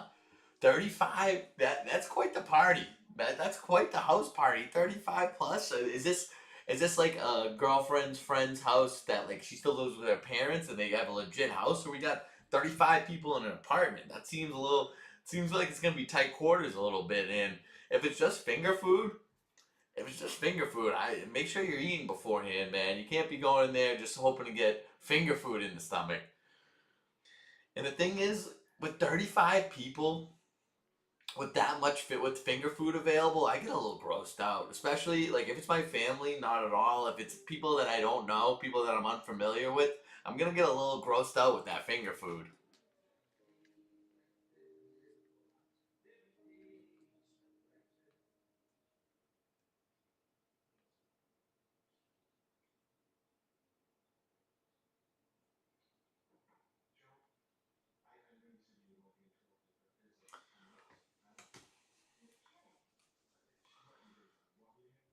All right, Underwood. He's back in the shotgun. 3rd and 17. Looks like they're bringing pressure. Sending 5. They're getting to him. He throws for a first down. It's picked off. It's picked off by Texas. Taking a good return right now. Oh, big hit. Big hit down the field by 55. But it's a flag. It's a flag. Is this coming back? The flags in this game are getting ridiculous. These refs are taking too much control. That guy wasn't open for a second. Terrible throw right to the defender. We need to see what this flag was.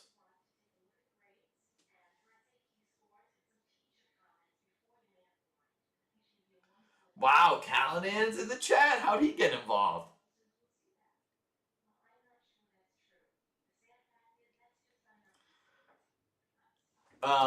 No. I mean, this is a little treat. This isn't my usual tea time schedule, but I need to get in on the college. Tonight would have been. I don't even think it's actually going to be a great game. I think Ohio State wins pretty handedly, so I'm not going all night. I'm going tonight. I'm questionable for tomorrow. I might want to get in on that noon or 3:30 game.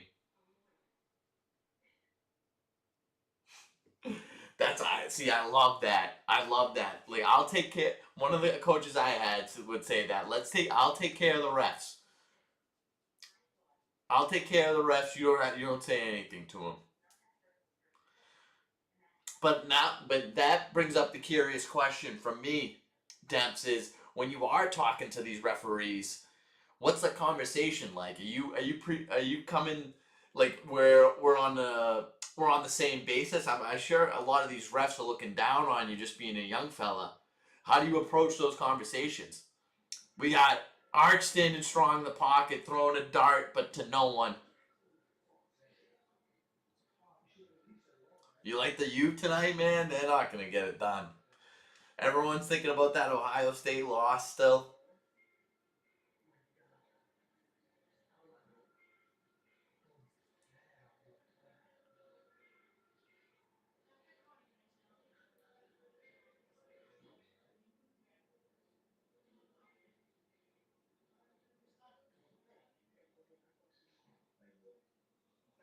Oh, geez. Texas's top 2 receivers are not in the game, amongst many others that are missing this game. Good run by number 6. He's looking great. That's a first. Give him the first down. Oh, my God. He keeps moving the spot. He keeps moving the spot. Yeah, I remember that play. He was grabbing his knee a little bit. He had the guts. He had the bravery to play in this, though.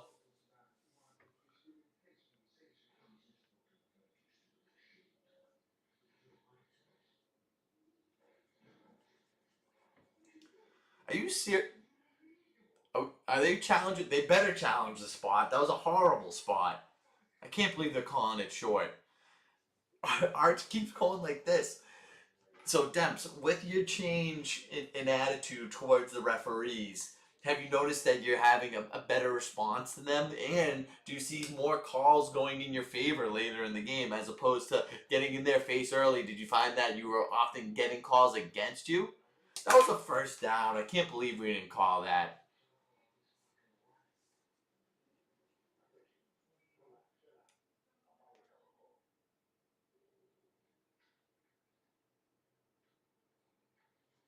This is one of the longest games. We're not even in the third quarter. It's been an hour a quarter. I've been streaming for 3 hours, and we're coming up on the end of the third quarter. That was an absolute first down. They're trying to change the game and put it in their own hands. It's disrespectful.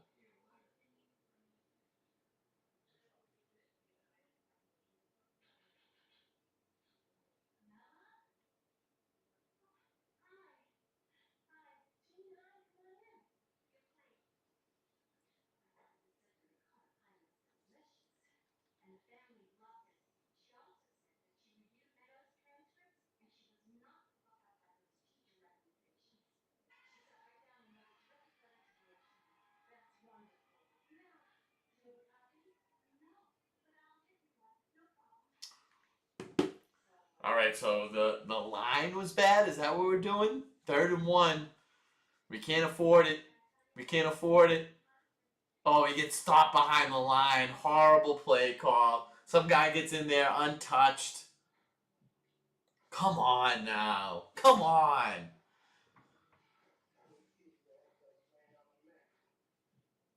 Look at this. Brings the pressure. That should have been an RPO where you handle it. You handle that arch and break it to the outside. We should have. That shouldn't be a handoff right there. We gotta bootleg that, and we either give it back to we let Arch run it first read, or if he's got a clear and easy pass.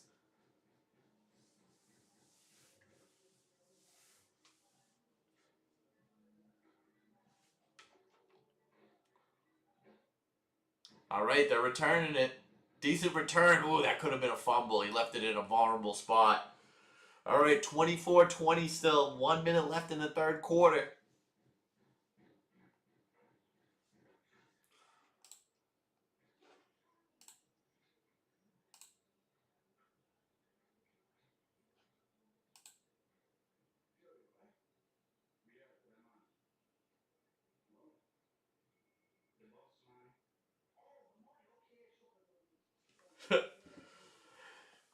So this is basketball men's league, right? I'm wondering. So are you the PG on the team? Are you playing the one? I'm going into a men's league starting next year. I haven't played some organized basketball in a few years. I'm excited to get back out there.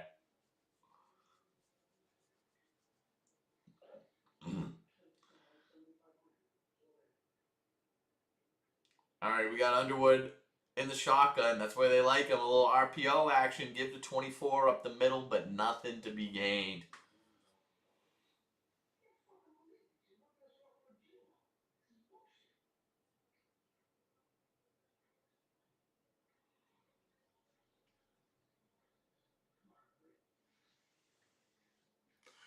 What you should do, if you get any tape out there of your men's league, send it to me, and I could do a live of react, basically calling the game. I like this idea. I could be rewatching your already played men's league game and calling the game. Underwood making a pass a little bit short. Oh no, incomplete.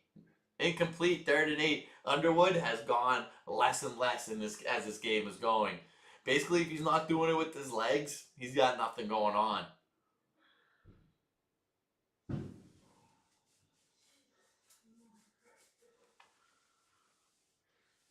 Those were some. Jason Kidd was one of my favorite players growing up. I loved watching him play.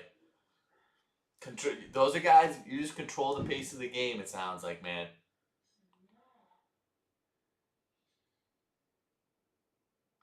All right, they got just 5 seconds left on the play clock.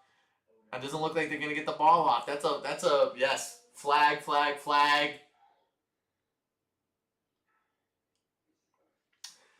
So this game's taking place in Florida. I can actually imagine more people from Michigan are there because I can imagine a lot of people, especially this time of year in December, are from Michigan and snowbirding their way down to Florida.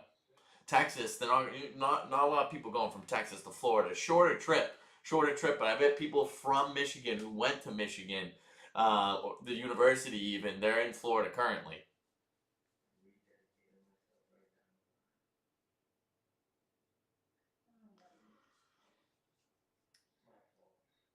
Oh, we got pressure. He got thrown over the middle. Can he get enough for a first down? Just short.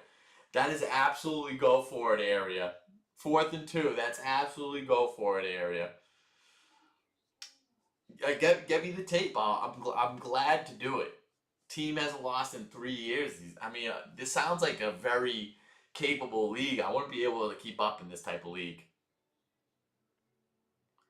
So you got a little flair to your game, is what you're saying? You got flair to your game, Riley?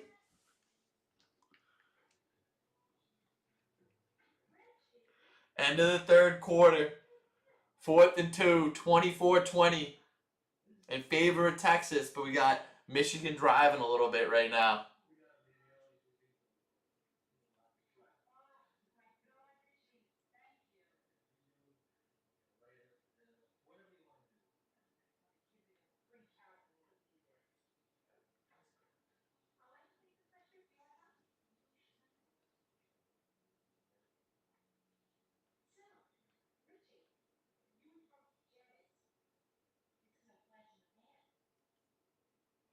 Pop-Tarts on the tailgate table. I do love me a Pop-Tart, but while I'm tailgating, I'm never in the mood for a Pop-Tart. Oh, we can do a horse race. Riley, pick a number. Have you done a horse race before? Pick a number between 1 and 6. Pick a number between 1 and 6 on the dice, and then it corresponds to a horse right here. If your horse crosses the finish line first, you win.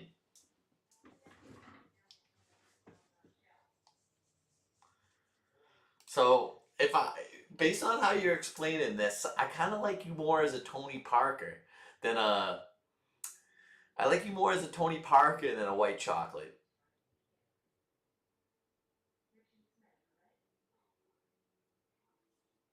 You want it too? You want it too?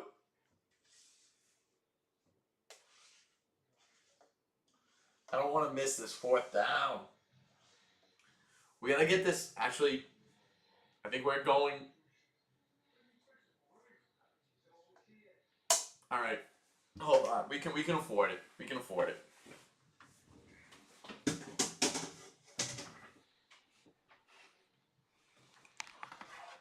All right, we'll give Riley the 2.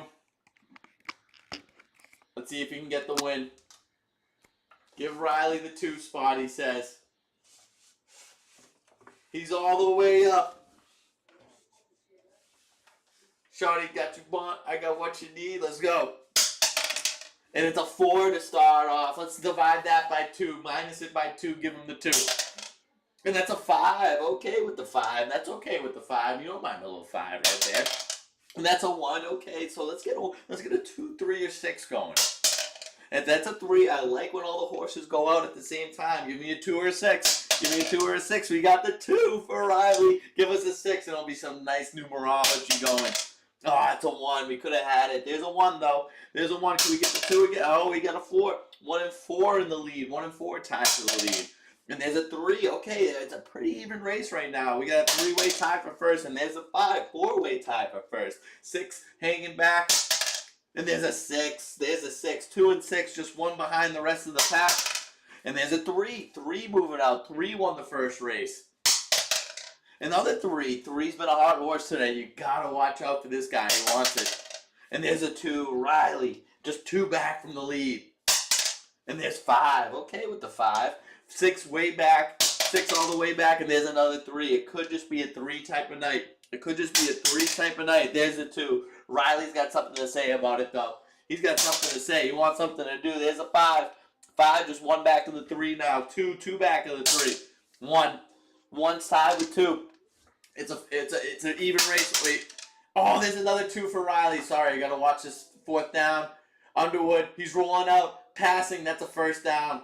Great play. That's how both offenses should be playing. That's how both offenses should be playing. We got Riley moving up. Let's see if we can get Riley a horse race win. We got 6 moving up. 6 moving up. And there's a 5. 5 and 3 tied for the lead. 2 right behind it. And the 6 is catching a little bit of steam right now. I've never doubt the 6. The 6 is always in play. There's a 1. 1 moving up. I like the speed of this race. And there's another 5. There's another 5. 5 taking the lead. 5 taking it over. And there's a 1. 1 tied with the 3. All the odd horses. Oh, there's a 3. 3 and 5. All the odd horses are leading this one. And there's a 1. 1, 3, and 5. All tied for the lead. 2, 4, and 6. Not representing how they should on the even side. There's the 3. There's the 3. And there's a 2. Riley's got something to say. He's just a couple behind. He wants to be a part of it still. 4 getting involved, but way back there. There's the 2. Riley just 2 off the win, 1 off of the lead. And there's a 1. 1 and 3 close to the finish line. Who's going to cross it first? And there's a 6. 6 way back there, but still has something to say. And there's a 4. I mean, it feels like it, Riley. How bad did we get fucked that night? And there's a 6 again. Okay, Riley, you're right there, though. You're right there. I like where you're involved. It's a 6 again. It's a 6 again. It's an even horse race through and through.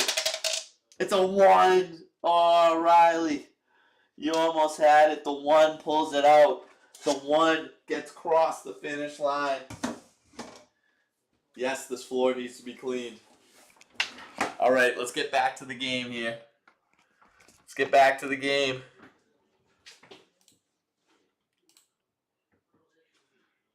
First and 20, they're running the ball. We got a 2nd and 15 coming up.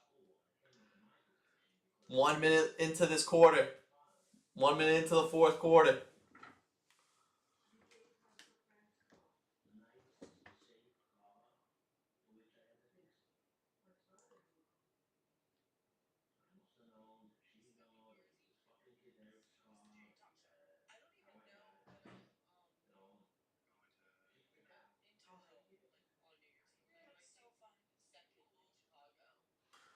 All right, we got a fake handoff, wide receiver bubble screen to the left. Great tackle by the corner. Evades the blocker in front of him, makes a play for negative yardage. They got a 3rd and long coming up here, and honestly, a field goal doesn't do them very good. They're not looking to get a field goal right now. It's not a field goal game. It's not a field goal game. Each team with 1 field goal, 2 touchdowns. Actually, Michigan's got 3 touchdowns for Texas. Michigan's got 2 field goals. We're snapping it. He's looking right. He's stepping up. Great catch. Just short of the first down. They were looking for it. 1 yard short of the first down. And we got 4th and a yard. It's been the play every single time. Are you watching this game? Riley? If so, you should appreciate that tackle that corner just made. 4th and 1, time's running off the clock. This what you do here is an RPO where you fake it to the running back. You have Underwood roll out to the right. His first read is a run. Second read is throwing it. They're going for it right here. They're handing it off. Just enough for a first.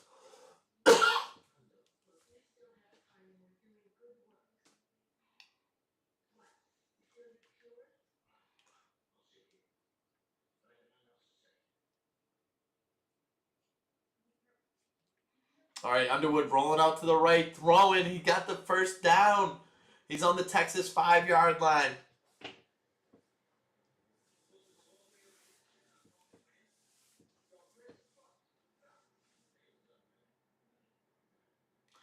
Oh, we're handing it off and gaining nothing right there. We got 2nd and goal coming up now. This is 4-down territory for the Wolverines. Played in a meaningless bowl game. 4th downs are wild.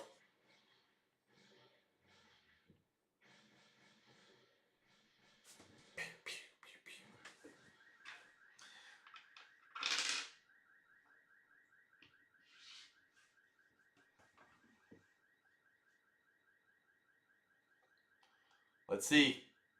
Second and goal from the 5. He's holding it. He's running it. Does it enough? That's enough. He dives forward for the first down. For the touchdown, that is. Bryce Underwood running the ball. That's what Michigan should have been doing this whole time. He does the double horns down, too. Isn't that a flag? Isn't that a flag with the double horns down? You can't be doing that.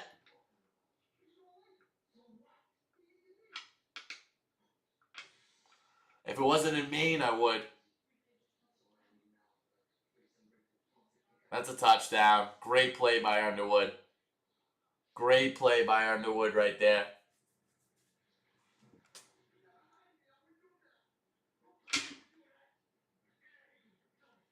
Did he have firm control? Let's look at this. Is this a fumble? Is this a fumble? Oh my God, there's a lot of questions being asked right now with this touchdown call.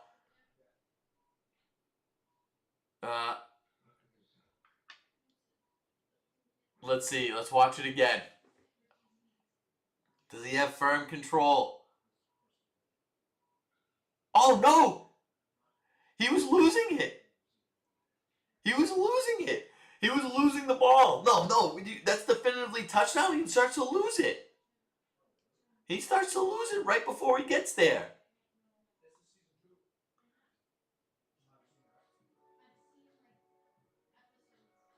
Yes, he didn't have firm control. This is a touchback. Go it the other way. Come on, Texas. I mean, Michigan got that call earlier in the game with that touchdown call. Let's bring it back. Let's see what they got to say. I want to hear what they got to say on the other end.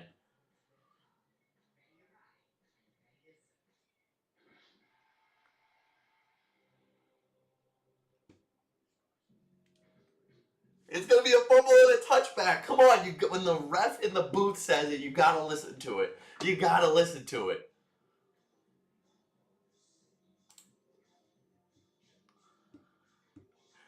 There's been so many reviews in this game, so many injuries, so many flags. It's been the longest football game I've ever called. That has not included an overtime.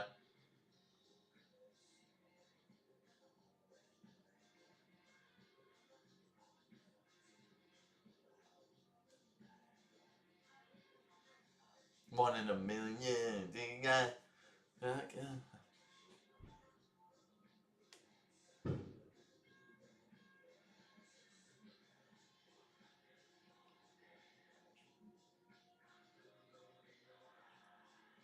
He loses it. We gotta pay attention to that. We can't let that go. He's moving independently of the fingers.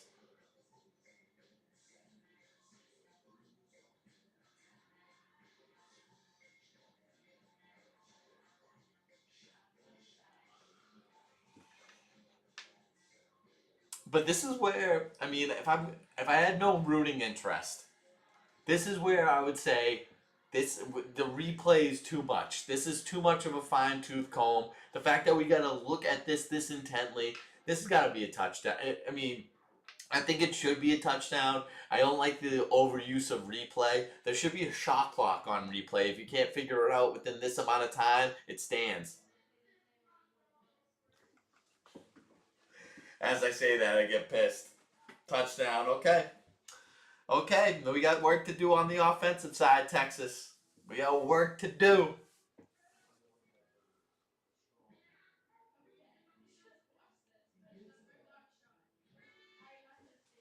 Dun, dun, dun, dun, dun.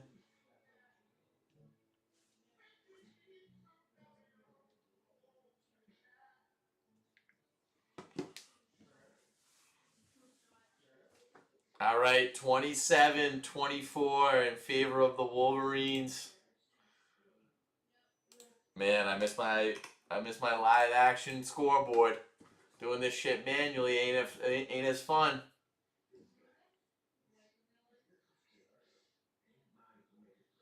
All right, 27-24. Michigan's been able to drive pretty easily though. I like their chances coming up. A lot of football left. I think there's still 2 touchdowns left in this game.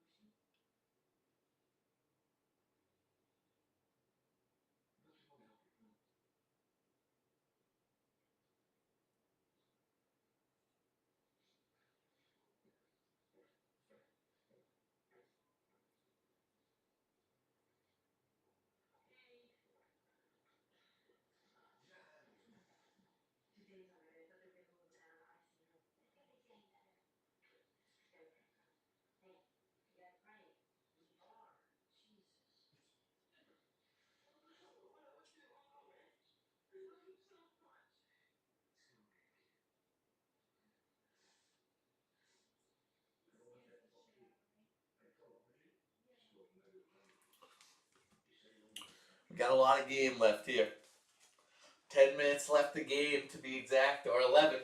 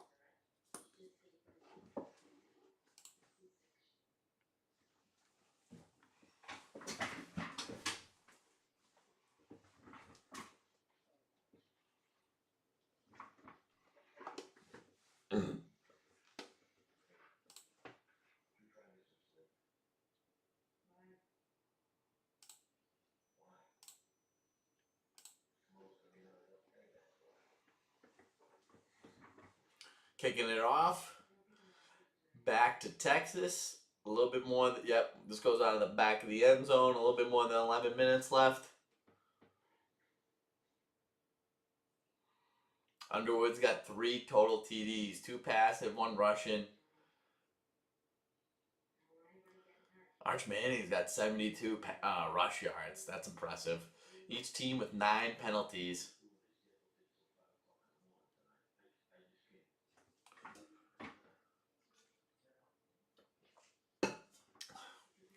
All right, we got Arch in the shotgun.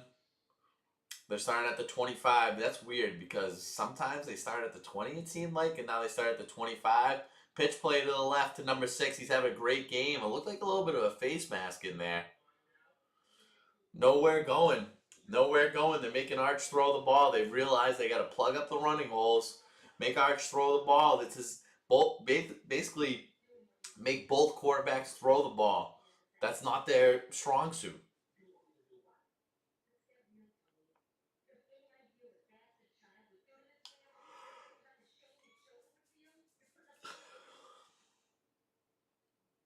All right, he's back in the shotgun after a gain of 1.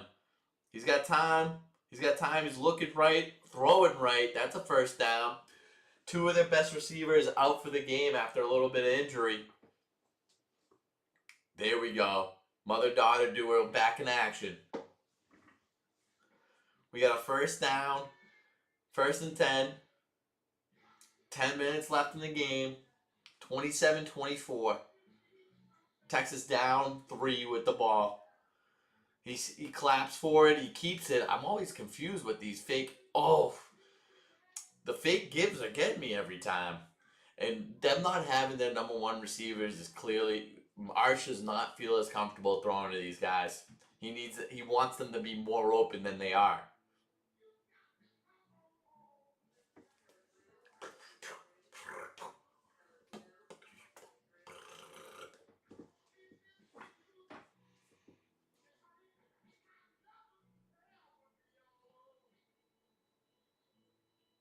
All right, we got 17 coming across the screen. Real RPO. That is a horrible play. That's a horrible play.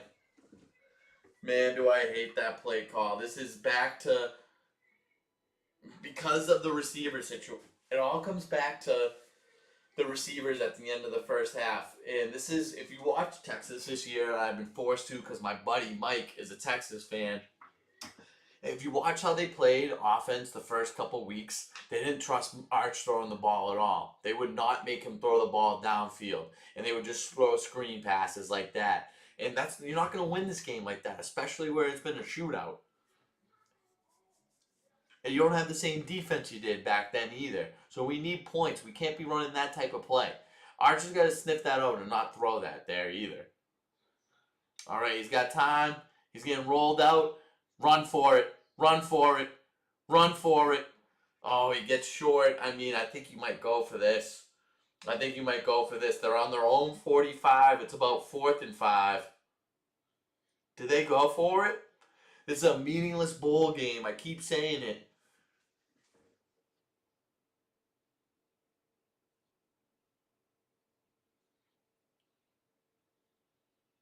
He gets, 4th and 2. Great spot. Great spot. This is what you need Arch rolling out. This is definitely a go for it spot. I didn't know they had this good of a spot. No. No, you need to go for this. Unbelievable. Oh, they went for it. They barely got the playoff. Arch getting a first down. He misses the tackle in the backfield, gets a first, and then some. Arch is covering a play. Put the team on your back, buddy. Put the team on your back. I love what you're doing. Oh, it looks like he was dead to rights. It even looked like they were going to run a play. How did he get loose right here? He finds the littlest of seams to go up, and he's like a seamstress of him going up and down those seams. Finds a first down. Finds a little extra yards.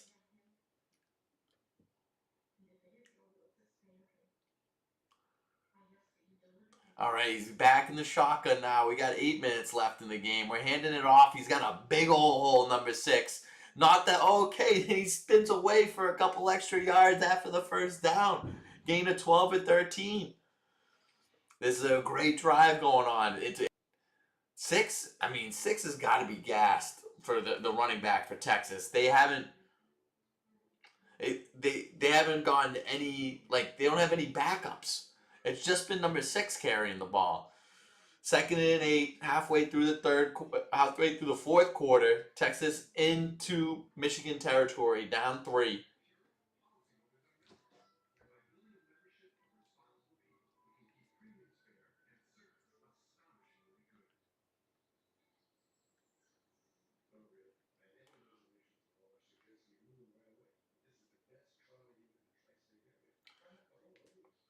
All right, he's in the shotgun again. They're blowing the whistle. Oh God, what was it?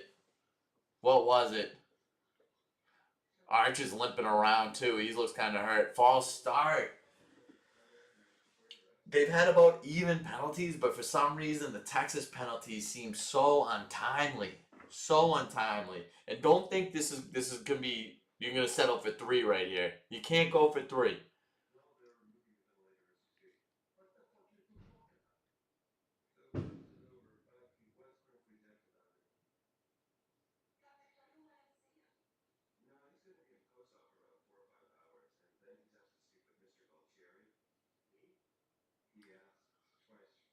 Oh, what a catch! What a throw, Arch Manning! Oh, what a play! He didn't even look like he was open. Arch Manning, he doesn't look good. He's hurt right now, but he's gunning himself through this game. He's doing it for Texas. He's the only guy in there who's still doing it. Receivers out of the game. 15 guys opting out. Doesn't matter. Khalil, lock it. Lock it up for the go-ahead touchdown.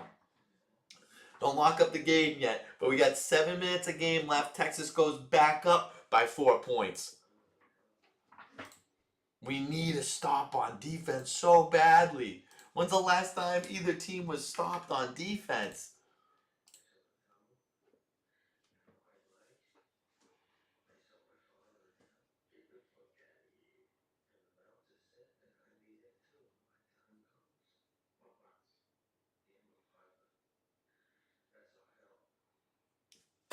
Bingo.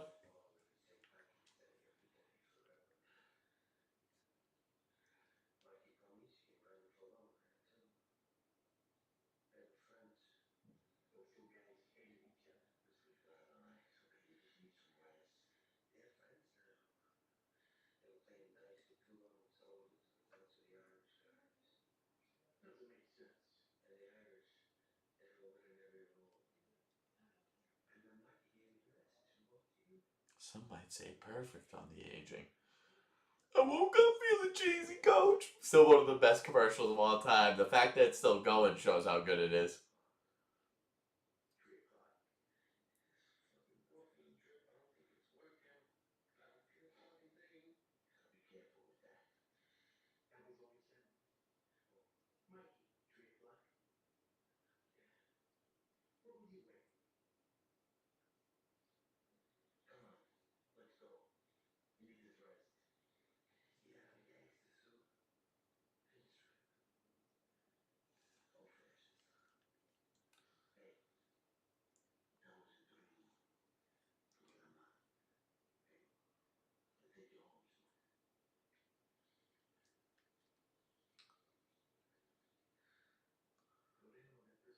Is he still available for the Heisman, Mike? That was a great throw. Oh, okay. Mike started to get into the pocket. I think he just poured himself a vodka. Mike just poured himself a vodka. The way he's thinking about Texas is, I mean, there's no way he's getting fired because he didn't have a season like that you would to need to get fired. But is Sark good enough to win the national championship? I think that's what you need to worry about. He calls a good offense, but he doesn't have his boys in line. Too many penalties, too many mental mistakes. We need some new receivers in here too.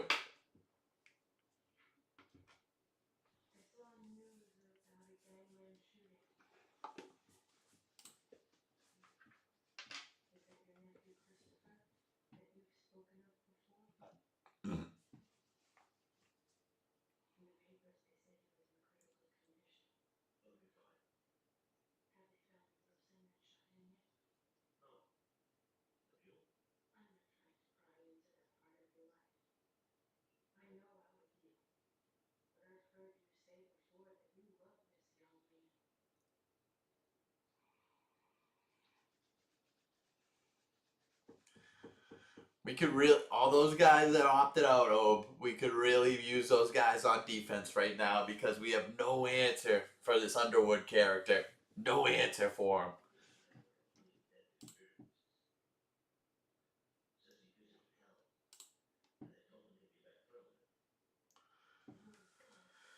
No, you're right. You're right. Arch is putting the team on his back right now. They have legit no one. They're playing with no one out there, and he's putting the whole team on his back. Best I've seen Arch play. All right, 7 minutes to go.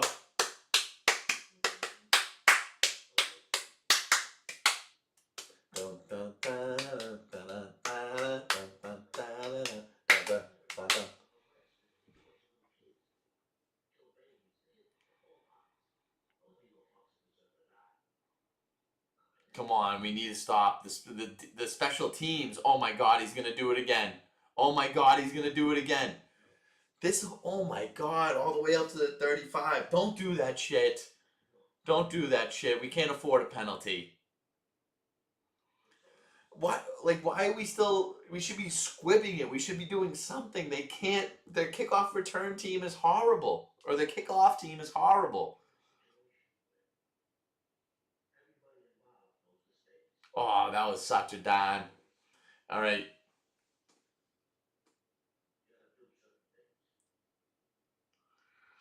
He stinks, but they've been scoring every drive. So he can't stink that bad. No, he stinks at throwing the ball. I've seen that for sure, but he can run it. Come on. All right, he asked for the football. He's got it. He's running it, and that's what he needs to do to win this game.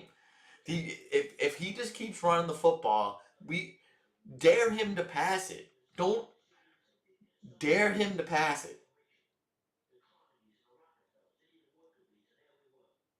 Oh, that hurts too. That's such a painful spot. That's such a painful spot. I've gotten hit there before. It hurts. All right, 2nd and 4. Clock ticking in the 4th.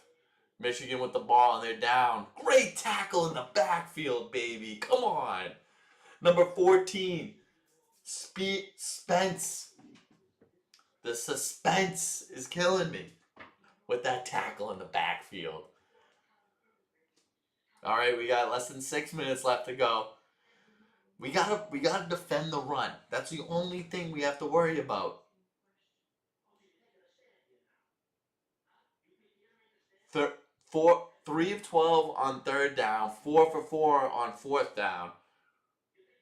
All right, Underwood set back to pass. He's looking to run. He finds a running lane. Not so much. Oh, he knows. No. We got a flag. This can't be. This can't be against the Longhorns.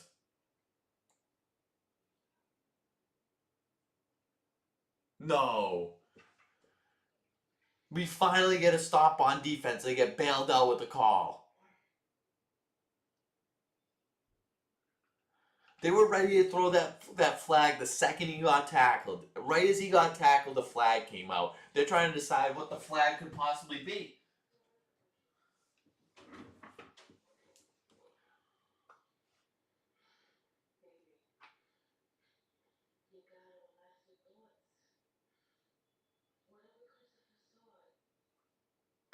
Offsetting. Wait, 3rd down again? They get.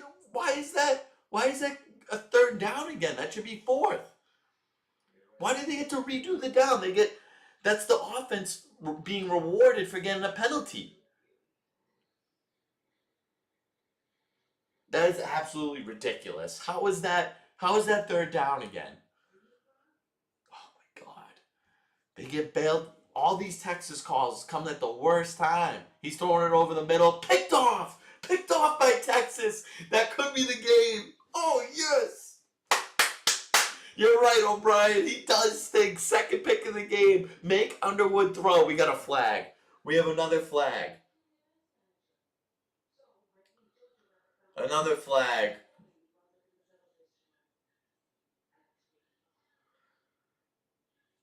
We can't.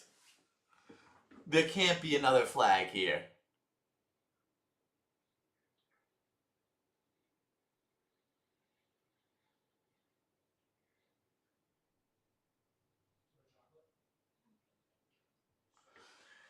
Every time they pick it, there's a penalty on them moving it back. We were already into field goal range, but it's okay. Let's end the game with the ball in our hands. 5 minutes left to go. Look at that throw. Who finishes like that? Who finishes like that? What good NFL quarterback finishes a throw like this? Boom. Exactly. You just make him throw the ball, but anytime he's running it, it was working. Make him throw it. Dare him to throw it.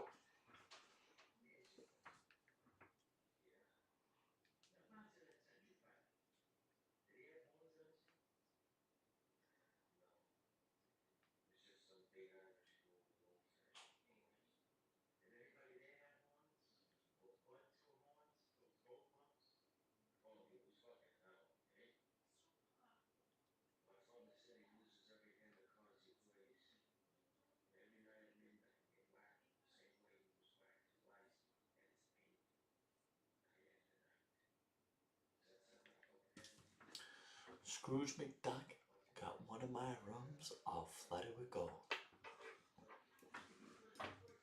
I did 2, 4, 5, 6, 7, 8 carats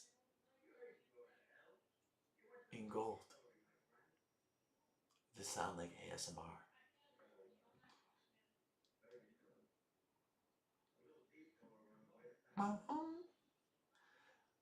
10 p.m. where I'm at in Atlanta, it's 4 in the morning.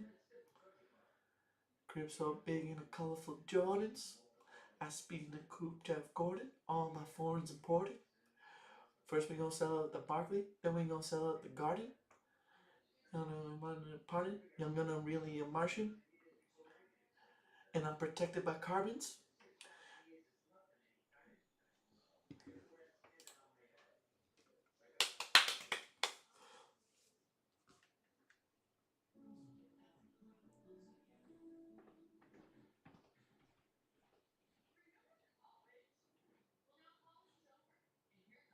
Oh.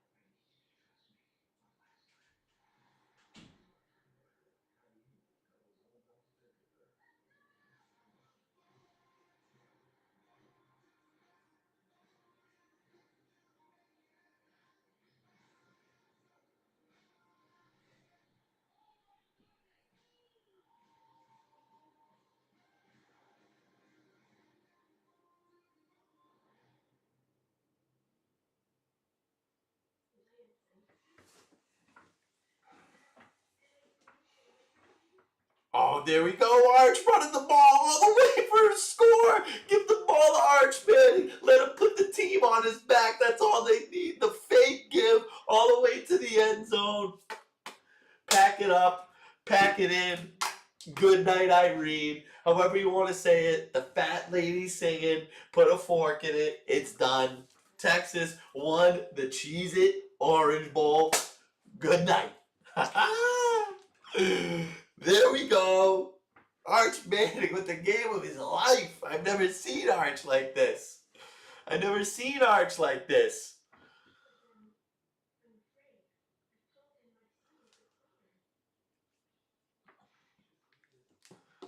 Oh, yes. Oh, yeah.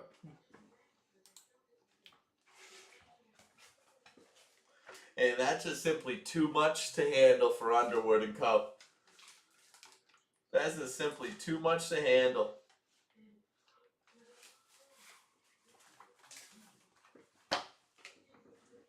Hold on, let me figure out my plans.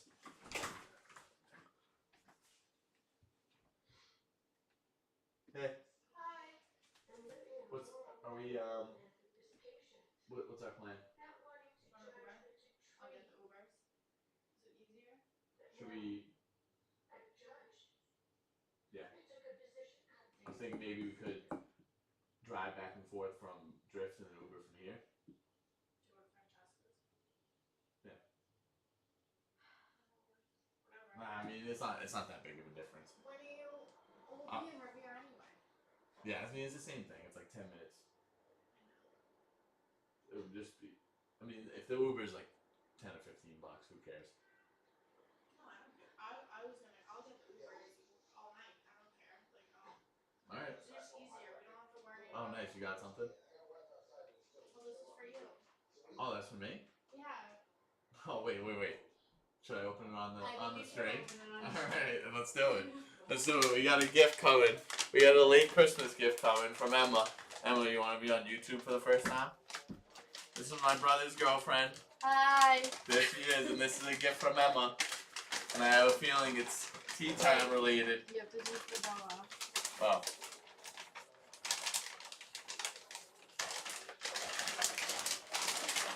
Alright, let's dig in here. What do we got going? Oh, it's a hat.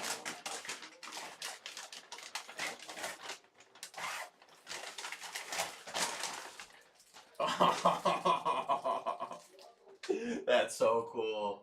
That's such a cool hat. Thank you.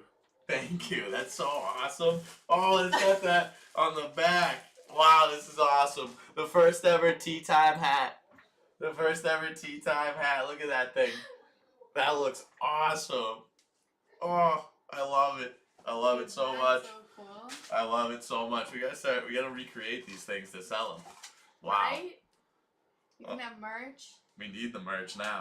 Holy crap, let's go. Stop. Wait. That A little too small. Oh yeah. That's awesome. That looks oh great. Oh my gosh. That looks great. Oh yeah, that's so good. And then you get to do that little thing you do. Oh, that's awesome. Thank you. That's a great gift.